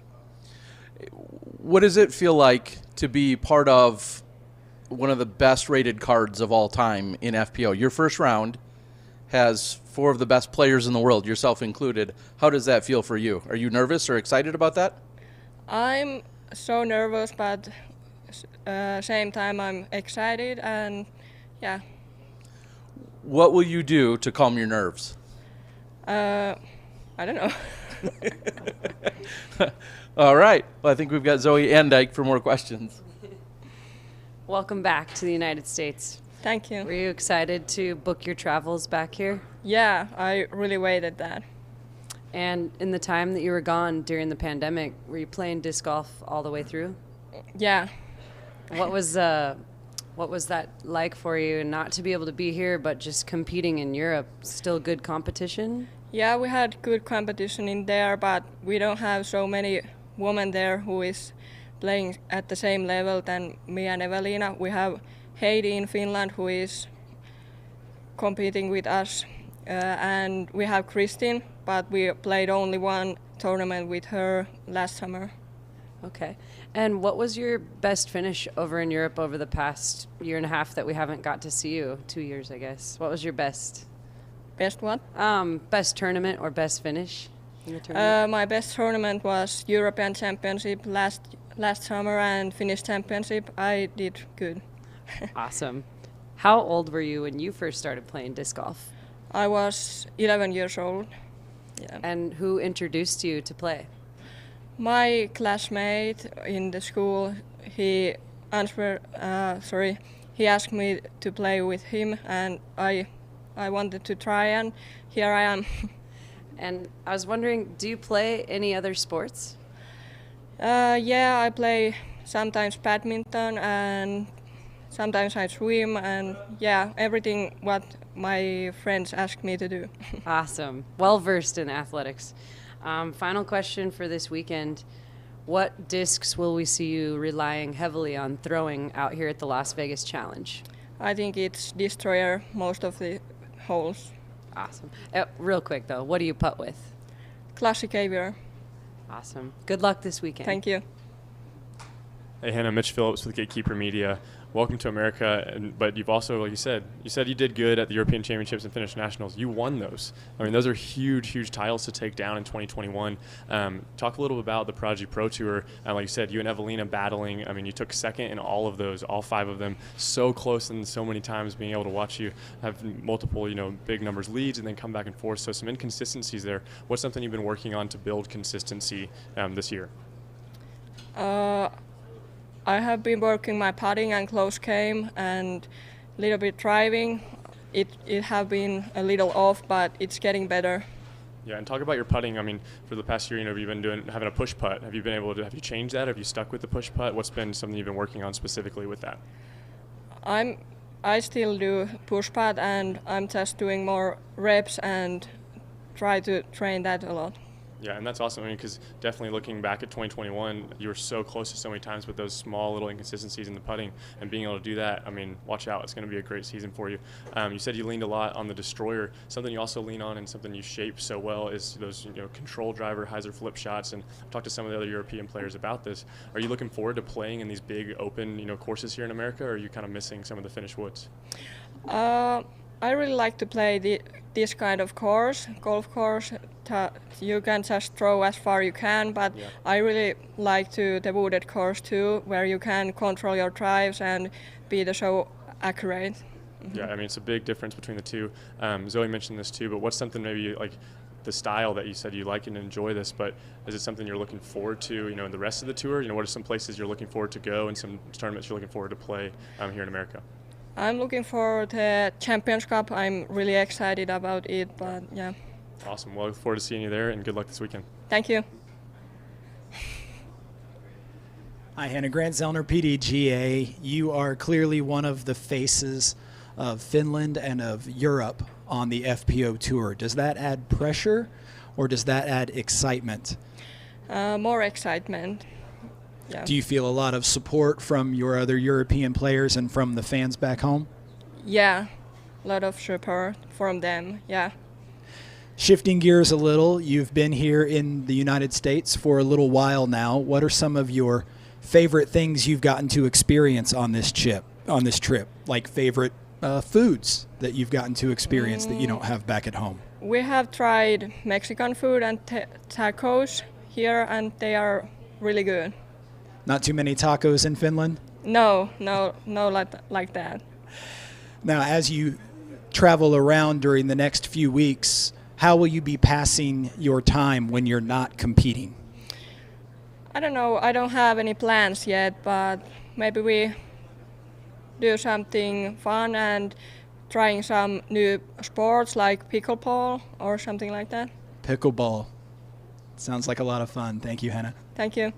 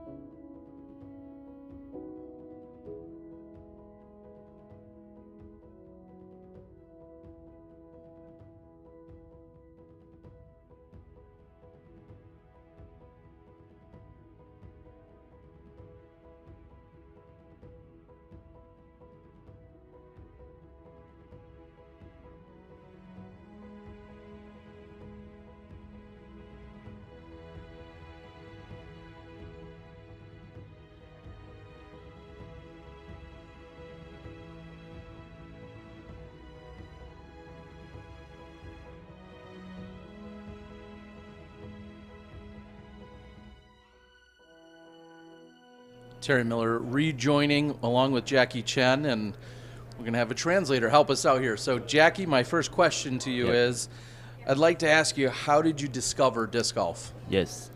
Sorry, I just speak Mandarin. 我在5岁的时候，我跟我爸妈一起玩飞盘高尔夫，然后他们教我玩，然后在6岁的时候，我参加第一次的比赛，然后在他们教我玩，然后我觉得这个运动非常好玩，然后我也越玩越多。然后我在20岁的时候，我又因为10岁在20岁期间我就没有继续玩这项运动，但是在20岁的时候，我因为觉得这项运动很好玩，然后我又回来玩这样。My parents played Frisbee in Taiwan. They taught me Frisbee when I was 5 years old. I played an overall Frisbee tournament when I was 6 years old. I returned to disc golf at 20 years old and then started watching American tournaments. What inspired you to practice disc golf? Yeah, 对，因为我很喜欢比赛，我喜欢比赛的沉浸比赛氛围里面，然后我知道我可以玩得很好，然后也对，大概是这样。I just love competition. Yep. Disc golf is fun, and I knew that I could play well if I tried. True. So tomorrow you're going to be playing on a feature card. It'll be both live and covered on Jomez. Do you think you'll be nervous? Yeah, sure. 我很荣幸我在 feature card， 然后这也是我第一次在 Jomez Pro。他们是个非常厉害的团队，然后也非常专业，然后I like Jomez. I think so. I think there will be nerves for sure. Yep. I love Jomez. How's your time in America been, and is this your first time here? Yep. It's my first time in American. 这是我第一次在美国，有很多文化上的差异，然后也需要很多时间去调试啊。然后我第一次在这边玩飞盘，比赛飞盘，然后当然之中遇到一些问题，但是希望我未来可以顺顺利的完成比赛。This is my first time. The culture here is much different, and it is taking some time to get used to. However, I love the disc culture because everyone is so friendly to me. Yep. And so with that, do you hope to return to America and to play more events here in the future? Yep. 我想要参加 Pro World and USDGC，希望未来有这个机会可以再回来参加。Yes, I would love to play Pro Worlds and USDGC later this year. Yep. It's been great watching you. We're so honored to have you here, and best of luck to you this week. Yep. Thank you. Thank you.